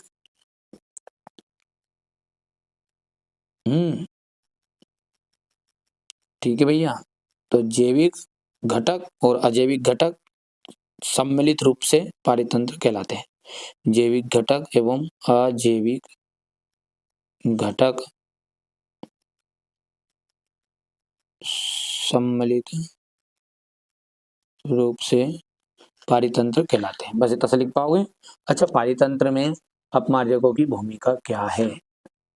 ठीक है, हाँ, बस इतना सा लिख देना पारतंत्र में बेटा। अच्छा, पारतंत्र में अपमार्जकों की भूमिका क्या है? देखो, अपमार्जक क्या है? अपमार्जक मृत पौधों, जानवरों और जैविक अपशिष्ट पदार्थों को विघटित करते हैं। अब जब ये विघटित करेंगे, मान के चलो कीड़ा मकोड़ा है जो सड़े गली चीज उनके खराब करेगा और सड़ाएगा कुछ ज्यादा ज्यादा। ठीक है, अब ज्यादा ज्यादा सड़ाएगा तो ये सड़ा देंगे और इससे पोषक तत्व तो पुनः मिट्टी में मिल जाएंगे, जो पौधों द्वारा दोबारा उपयोग में किए जाएंगे। इस प्रकार अपमार्जक पोषक चक्र को बनाए रखते हैं और पर्यावरण को स्वच्छ सहायता प्रदान करने में मदद करते हैं। ठीक है, तो हम क्या लिखेंगे कि अपमार्जक जैसे बैक्टीरिया और कवक मृत पौधों, जानवरों और जैविक अपशिष्ट पदार्थों को विघटित करते हैं। इससे क्या होगा? पोषक तत्व तो पुनः मिट्टी में मिल जाते हैं और जो पौधों द्वारा दोबारा उपयोग में कर ले जाएंगे, क्योंकि पोषक तत्व वापस दोबारा उपयोग में लाए जा सकते हैं। तो इस प्रकार, ठीक है, इस प्रकार क्या हो जाएगा? इस प्रकार अपमार्जक क्या करते हैं? पोषक चक्र को बनाए रखते हैं और पर्यावरण को स्वच्छ बनाने में सहायता प्रदान करते हैं। ठीक है, अच्छा, कुछ भी चीज याद नहीं रहे बेटा, तो ये क्या है? ये सड़े गले मृत मृत जीवों का भक्षण करते हैं। दूसरा, ठीक है, ये अपमार्जक ये यहाँ पोषक पोषक चक्र को बनाए रखते हैं। यहाँ इस प्रकार अपमार्जक, तो अपमार्जक पोषक चक्र को बनाए रखते हैं। नंबर 3, ये पर्यावरण को स्वच्छ बनाने में सहायता देते हैं। खत्म। मतलब कैसे लिख दो, कोई जरूरी थोड़ी क्या साहब ऐसे लिखोगे, है ना। आगे बढ़ाएं जुलूस, बोलो बोलो बोलो। आहार श्रृंखला और खाद्य श्रृंखला में अंतर। आहार श्रृंखला और खाद्य श्रृंखला में अंतर। तो देखो, आहार श्रृंखला, आहार श्रृंखला और खाद्य श्रृंखला में अंतर है। तो आहार श्रृंखला में क्या है? देखो, आहार श्रृंखला आहार श्रृंखला क्या है? जीवों की भोजन प्राप्त करने की प्रक्रिया को दर्शाती है और खाद्य श्रृंखला जीवों के बीच ऊर्जा के प्रवाह को दर्शाती है। ठीक है, आहार श्रृंखला क्या करेगी? जीवों की भोजन प्राप्त करने की प्रक्रिया को दर्शाएगी और ये ऊर्जा प्रवाह को दर्शाएगी। चलो, ठीक है, इसमें यहाँ बताया जाता है कि कौन जीव किसको किसे खाता है। इसे में ऊर्जा उत्पादक से उपभोक्ता फिर अपमार्जक तक जाती है। इसका संबंध जीवों की खाने की आदतों से होता है। यहाँ एक क्रमबद्ध श्रृंखला है। यह, ठीक है, यहाँ एक व्यापारक अवधारणा है और यहाँ पे लिख देंगे अपन कि यहाँ मुख्य उद्देश्य पारतंत्र में ऊर्जा का स्थानांतरण को समझाना है। जो जमे अच्छे से जमे, 2 क्वेश्चन कर लेना है, 2 या 3 कर लेना, बस कर लोगे। आगे से करोगे नहीं करोगे के तो दो रे हो नमूना होन कि दो। क्वेश्चन नंबर 18 क्या कह रहा है? आपने, हाँ, हमने क्या देखा होगा कि तांबे के मलिन बर्तनों को नींबू और इमली का रस से साफ करते हुए अवश्य देखा होगा उन्हें, है। ठीक है, आपने तांबे के मलिन बर्तनों को नींबू या इमली के रस से साफ करते हुए अवश्य देखा होगा। हाँ, साफ करें माई ने करी होगा, नहीं तो छोरे ने करी होगा, हमने कहा करे। ठीक है, यहाँ खट्टे पदार्थ बर्तन को साफ करने में क्यों प्रभावी है? ठीक है, तो देखो, तांबा जो है, तांबे के बर्तन हवा के संपर्क में आने से काले और मटमैले हो जाते हैं। तांबे के जो बर्तन होते हैं वो हवा के संपर्क में आते हैं तो क्या हो जाते हैं, काले हो जाते हैं और मटमैले हो जाते हैं। नींबू और इमली के खट्टे पदार्थ हैं। नींबू और इमली क्या है, खट्टे पदार्थ है। इनमें क्या पाया जाएगा, अम्ल। तो अम्ल पाया जाता है, तो अम्ल जो है तांबे पर जमी काली परत को घोल देता है। इससे गंदगी दूर हट जाती है, बर्तन फिर से साफ और चमकदार हो जाता है। इसलिए नींबू या इमली के रस से तांबे के बर्तन अच्छी तरह साफ हो जाते हैं। सिंपल सी बात है कि भैया काला मट जो बर्तन हो गया, वो काला मट को जो कालो कालो रंग है, वो कालो कालो रंग हेर देगा कौन, इमली को रस। ठीक है, तो तांबे के बर्तन हवा के संपर्क में आते हैं तो काले और मटमैले हो जाते हैं, और नींबू और इमली खट्टे पदार्थ हैं क्योंकि इनमें अम्ल होता है, और यहाँ अम्ल तांबे पर जमी काली परत को घोल देता है। इससे गंदगी हट जाएगी, बर्तन फिर से साफ और चमकदार हो जाएंगे। इसलिए नींबू या इमली के रस से तांबे के बर्तन अच्छी तरह साफ हो जाते हैं। हो गया। आयनिक यौगिकों के गलनांक उच्च क्यों होते हैं? देखो, आयनिक यौगिकों के गलनांक उच्च क्यों होते हैं, क्योंकि इनमें मजबूत अंतर आयनिक आकर्षण होता है। क्या होता है, इनमें मजबूत अंतर आयनिक आकर्षण होता है, और इसको तोड़ने के लिए अधिक ऊर्जा की आवश्यकता होगी। इसलिए आयनिक यौगिकों के गलनांक उच्च होते हैं। सीधी सी बात है, बहुत ही ज्यादा सिंपल, कोई ज्यादा पढ़ने की जरूरत नहीं है। और बच्चों का इतना सरल लैंग्वेज में बनाया है, आप खास लाए और तुम्हारे सरल फिर ये अब भी नहीं हो तो फिर मर जा रहे, मतलब जीना मजे में से मामला हो गया रे। आयनिक यौगिकों के गलनांक उच्च क्यों होते हैं, क्योंकि इनमें मजबूत अंतर आयनिक आकर्षण होता है, जिसे तोड़ने के लिए अधिक ऊर्जा की आवश्यकता होती है। इसलिए इनके गलनांक उच्च होते हैं। अब थोड़ी देर रुक जाऊं, कहीं रोक दो यार वीडियो के, थक हो गलो, पानी नहीं पी लो। कोई भी नहीं कहेगा कि पानी आनी पी लो, पी लें तो पानी 43 मिनट तो एक ही बीघा बनाते। चलिए अब अपन यहाँ से फिर से शुरू करते हैं कि सोडियम को केरोसिन के तेल में डुबोकर क्यों रखा जाता है। बहुत ही सिंपल है। देखो, सोडियम को केरोसिन के तेल में इसलिए डुबा कर रखा जाता है क्योंकि यहाँ एक अत्यधिक क्रियाशील धातु है। ऐसी धातु है कि यदि इसको अपन ऑक्सीजन में खुला छोड़ दे तो ये बहुत ही जल्दी क्रिया कर लेगी। ठीक है भैया, सोडियम एक अधिक क्रियाशील धातु है जिसके कारण यहाँ ऑक्सीजन के साथ अति शीघ्र क्रिया कर देती है। यदि हम इसे हवा में खुला छोड़ दें तो यह तुरंत आग पकड़ लेती है। अब सब आग पकड़ ले तो ऐसा आदमी के खून निपटे ऐसे, तो पटक के रखो चिमनी का तेल में। ठीक है भैया, सही में ही बात नहीं है। तो सोडियम जो है आपकी एक अति क्रियाशील धातु है। अत्यधिक क्रियाशील धातु बोल सकते हैं, अति बोल सकते, कुछ भी लिख दो। सोडियम एक अत्यधिक क्रियाशील धातु है जिसके कारण यहाँ ऑक्सीजन के साथ अतिशीघ्र क्रिया कर लेती है। यदि हम इसे हवा में खुला छोड़ दें तो यहाँ आग पकड़ लेती है। इसलिए इसे केरोसिन के तेल में डुबोकर रखते हैं। इसलिए क्या करते हैं, इसे केरोसिन के तेल में डुबोकर रखते हैं। अगला है क्वेश्चन नंबर 19। क्या कह रहा है, निम्न हार्मोन्स में से प्रत्येक का एक एक कार्य लिखिए। निम्नलिखित हार्मोन से उसमें से प्रत्येक का एक एक कार्य लिखना है। थायरोक्सिन है, तो थायरोक्सिन क्या करता है, कार्बोहाइड्रेट, प्रोटीन एवं वसा की चयापचय क्रियाओं का नियमन करता है। इंसुलिन जो होता है रक्त की शर्करा को नियंत्रित करता है, मतलब शुगर की जो शिकायत है यह इंसुलिन की मात्रा बढ़ने से, कम होने से, इसके लिए शुगर की शिकायत होती है। शर्करा का नियमन यही करता है। एड्रेनालिन, एड्रेनेलिन, ठीक है, नालिन नहीं है ये यहाँ लिखा, सही नाम वो एड्रेनेलिन। देखो, शरीर के विभिन्न भागों में रक्त प्रवाह, हृदय की स्पंदन गति बढ़ाता है। वृद्धि हार्मोन शरीर की वृद्धि एवं विकास का नियमन करता है।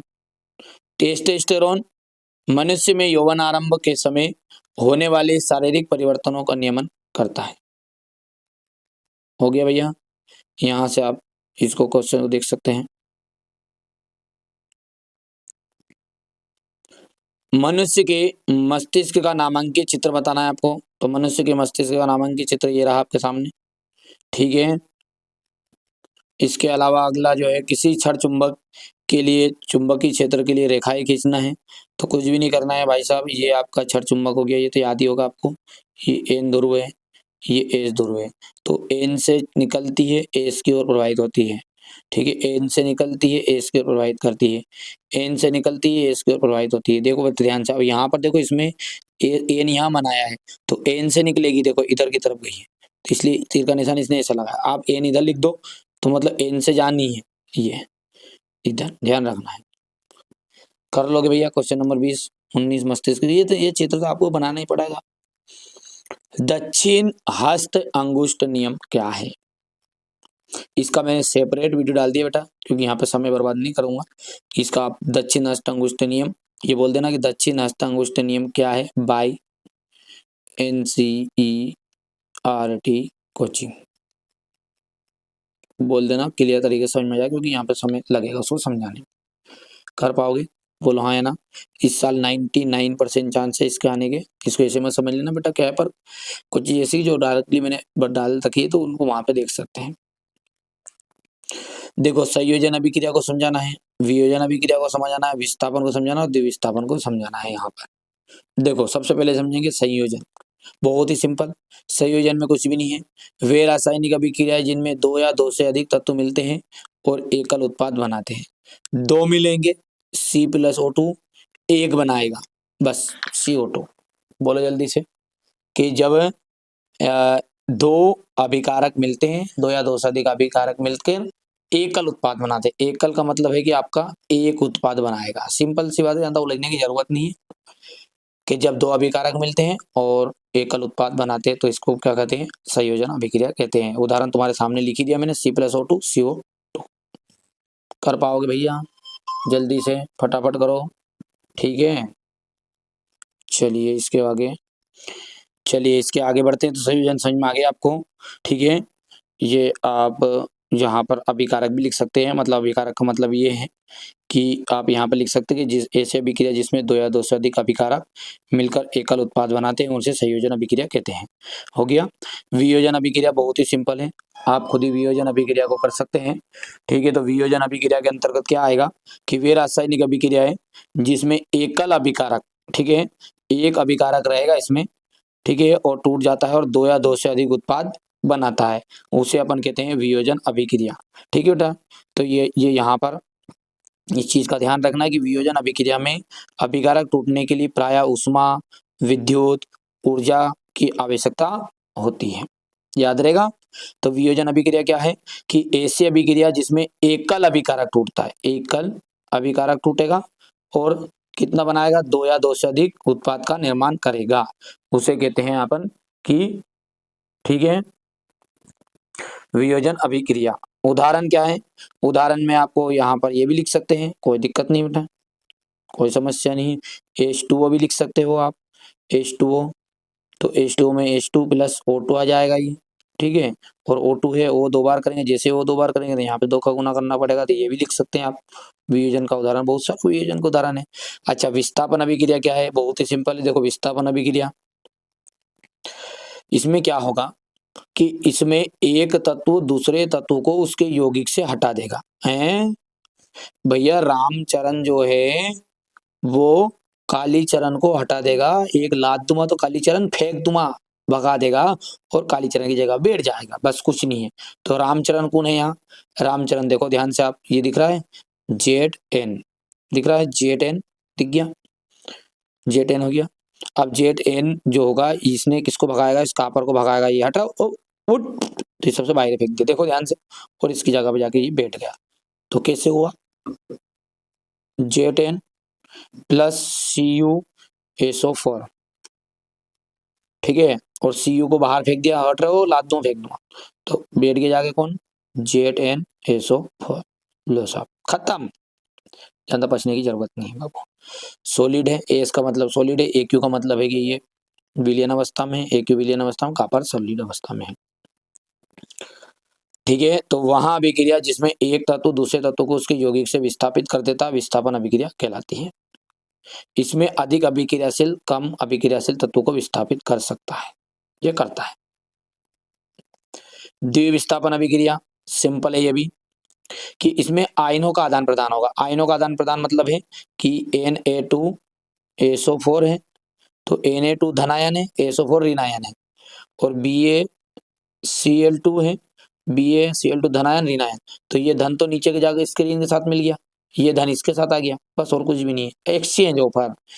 ठीक है, तो ये Na और Cl2 दोनों ने मिलकर बना दिया NaCl, और ये यहाँ से Ba इसके साथ आ गया, Ba सॉरी गलत कर दिया, ये Ba जो है ये Ba और ये SO4, तो BaSO4 बन गया।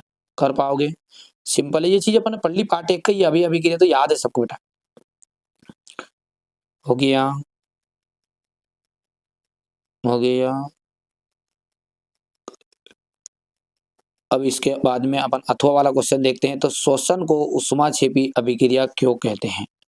श्वसन को ऊष्माक्षेपी अभिक्रिया क्यों कहते हैं? तो देखो, श्वसन एक मंद गति की ऑक्सीकरण अभिक्रिया है। अब इसमें कार्बन डाइऑक्साइड, जल वाष्प तथा ऊर्जा ऊष्मा के रूप में निकलती है। जब भी ऊष्मा निकलेगी तो वो कहलाएगी आपकी ऊष्माक्षेपी अभिक्रिया। जब भी कोई भी आपकी अभिक्रिया ऐसी अभिक्रिया है कि जिसमें ऊष्मा का निकलेगी तो वो कहलाएगी आपकी ऊष्माक्षेपी अभिक्रिया। हो गया। तो श्वसन क्या है? एक मंद गति की ऑक्सीकरण अभिक्रिया है जिसमें कार्बन डाइऑक्साइड, जल वाष्प और ऊर्जा ऊष्मा के रूप में निकलती है, इसलिए इसे ऊष्माक्षेपी अभिक्रिया कहते हैं। इसलिए इसे क्या कहते हैं? ऊष्माक्षेपी अभिक्रिया कहते हैं। तेल एवं वसा युक्त पदार्थों को नाइट्रोजन से क्यों प्रभावित किया जाता है? तो तेल और वसा युक्त पदार्थ ऑक्सीजन के संपर्क में अधिक समय तक रहने पर ऑक्सीकृत हो जाते हैं। ठीक है, ऑक्सीकरण ऑक्सीकृत हो जाते हैं, ऑक्सीकृत हो जाते हैं, या फिर अपन लिख सकते हैं उपचयित लिख लो आप, तो उपचयित सीधी सी बात है, उपचयित लिख दो। गलत, उपचयित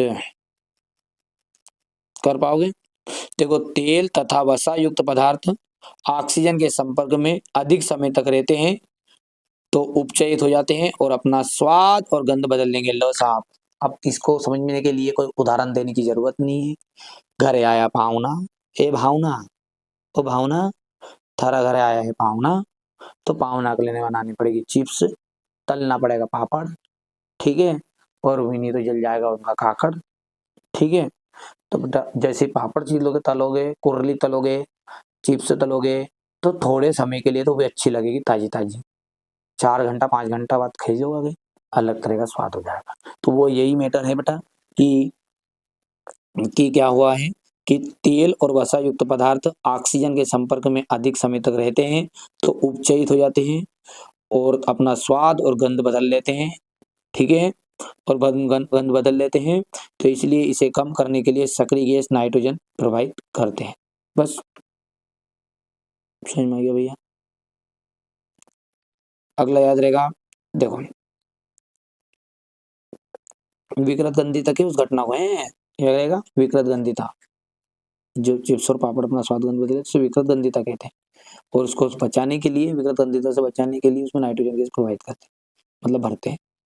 हृदय का नामांकित चित्र, यहाँ से ताड़ा तेड़ा नहीं करना है। ठीक है, आपको हृदय का चित्र आपके स्कूल में कोचिंग में पढ़ाया होगा बेटा, नहीं तो एक सेपरेट वीडियो मैंने बना दिया है, डिस्क्रिप्शन में मैं लिंक करवा दूंगा पूरे चित्र की। ठीक है, वायवीय श्वसन और अवायवीय श्वसन में अंतर स्पष्ट कीजिए। वायवीय श्वसन और अवायवीय श्वसन में अंतर देखिए, वायवीय का दूसरा नाम है ऑक्सी, अवायवीय यानी कि अनाक्सी, एक एनाक्सी नहीं अनाक्सी है।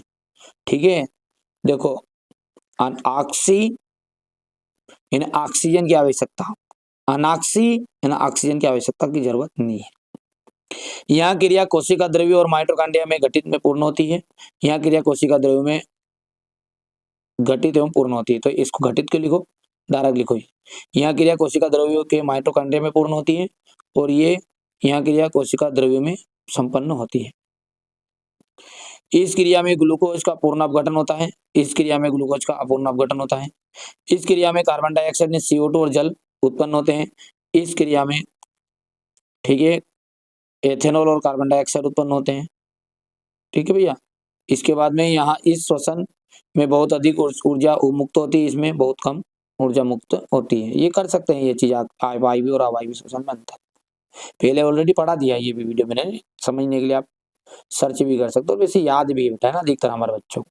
यहाँ पर क्या रिवीजन नोट से, वो तो सीधी सी बात है। क्वेश्चन नंबर जो 23 है, यहाँ पर फोटो लगेगा, ठीक है। गलती से हमारी टीम ने क्या किया है, फोटो नहीं लगाया बेटा और लिख दिया फोटो लगेगा, मतलब यहाँ पर फोटो लगाना था कॉपी में से, कोई दिक्कत नहीं है। यही प्रश्न आप हूबहू प्रश्न मैंने पढ़ा दिया है, ठीक है। जैसे आप सर्च करोगे तो वीडियो आ जाएगा, ये सर्च कर लेना इस तरीके से और बाय एनसीईआरटी कोचिंग लिख देना इस तरीके से ना बेटा, क्वेश्चन मिल जाएगा आपको, पढ़ा दिया मैंने पहले से ही। अच्छा, अब इसका अथवा वाला क्वेश्चन क्या कह रहा है कि परावर्तन के नियम लिखे। देखो प्रकाश का जो परावर्तन होता है ना बेटा, उसमें ऐसा होता है कि ये होता है तल, सबको याद भी है। प्रकाश की किरण इधर से ही, इसको आपतित किरण कहते हैं, इसको कहते हैं परावर्तित किरण। और ये बीच वाला जो मैटर होता है, क्या लपड़ा हो गया रे, फिर से एक बार और रखिए, ये हो गया, इसको कहते हैं बेटा आपतित किरण, ये होती है परावर्तित किरण। और ये बीच वाला जो मैटर है ये रहता है आपका अभिलंब। तो ये इधर की है आपकी आपतित किरण, ध्यान रखना है, आपतित किरण। और इधर की है आपकी परावर्तित किरण।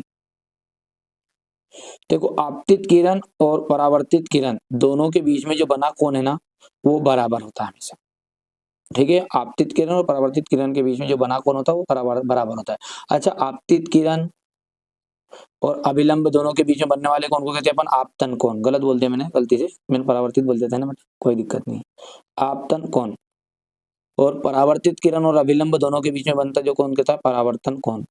तो आपतन कोण जो होता है ना, वो हमेशा परावर्तन कोण के मान के बराबर होता है, ठीक है। आपतन कोण का मान हमेशा परावर्तन कोण के मान के बराबर होता है।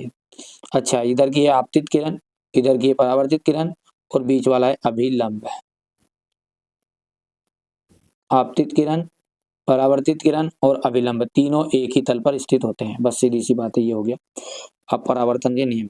अच्छा, अब अवतल दर्पण के 3 उपयोग बताने हैं। देखो अवतल दर्पण का जो उपयोग है ना, वो होता है दाढ़ी बनाने में, शेविंग करते नहीं दाढ़ी, तो उसमें बनाने में इसका अवतल दर्पण का उपयोग। और बेटा मैंने बहुत ही बढ़िया एक इस वीडियो में समझाया भी है चित्र के प्रैक्टिकल माध्यम से, चाहो तो वहां से भी कर सकते हो, यहाँ भी समझा देता हूँ। दाढ़ी बनाने में इसका उपयोग करते हैं। गाड़ी की जो हेडलाइट है, हेडलाइट मतलब अग्रदीप हम जो बोलते हैं अपन, ठीक है, बंचल लोग करें ना वो ही। तो गाड़ी की जो अग्र हेडलाइट होती है ना, हेडलाइट, वो अवतल दर्पण का उपयोग करते हैं उसको बनाने में। लेजर लाइट में भी अवतल दर्पण का उपयोग करते हैं। परावर्तक दूरबीन में भी अवतल दर्पण का उपयोग करते हैं। और बड़ा प्रतिबिंब प्राप्त करने के लिए भी अवतल दर्पण का प्रयोग करते हैं। याद रहेगा, दाढ़ी बनाने में, गाड़ी की हेडलाइट में, लेजर लाइट में, परावर्तक दूरबीन में और बड़ा प्रतिबिंब बनाने में, इन सब में आपके अवतल दर्पण का यूज होता है। नाउ इंग्लिश मीडियम का क्वेश्चन आंसर है, और इस तरीके से मैंने बेटा क्वेश्चन नंबर जो 23 है वहां तक आपको सेट है पूरी तरीके से सॉल्यूशन करा दिया है, ठीक है। तो चलिए आगे बढ़ते हैं। और अभी भी मैं कह रहा हूँ, जिन बच्चों ने अभी तक बेटा पेड कोर्स नहीं लिया है, पेड कोर्स में जरूर जुड़ जाओ, ठीक है। वहाँ आपका फायदा है, वहाँ पे मिलेगा क्या, वहाँ पे रहेगा मॉडल पेपर। ये जो मॉडल पेपर है ये तो है ही सही, वहाँ पकी पकी पकाई खीर मिलेगी बेटा, ठीक है। वहां से आप 4 मॉडल पेपर भी आके के कर लोगे। ओटी क्वेश्चन एक अलग से दूंगा, ठीक है। कुछ चीजें ऐसी एक्स्ट्रा चीजें मिलने वाली है कि जो 100% एग्जाम में आने ही वाली है। आप खुद ने ये पेपर यहाँ तक वीडियो देख रहे हो तो आपको समझदार है कि मेरे में कुछ दम होगा जब भी मैं ऐसी बातें कर रहा हूँ। मेरे प्रश्न उत्तर में इतनी ताकत है, मेरे अनुभव के आधार पर, मतलब इसका मतलब ये नहीं है कि मतलब विद्या है कहीं है, ठीक है। ये कहना चाह रहा हूँ मैं कि प्रश्न उत्तर में आपने पढ़ा होगा तो इतनी ताकत है कि आप समझ सकते हैं कि मोस्ट इंपोर्टेंट क्वेश्चन है ये, ठीक है। तो आपको समझदार है, अभी तक आपने एप्लीकेशन इंस्टॉल नहीं की है, कर लो जल्दी से, अभी भी है मौका, मत खाओ धोखा, क्योंकि हारे का सहारा है एनसीईआरटी कोचिंग हमारा। चलिए तो आगे बढ़ते हैं।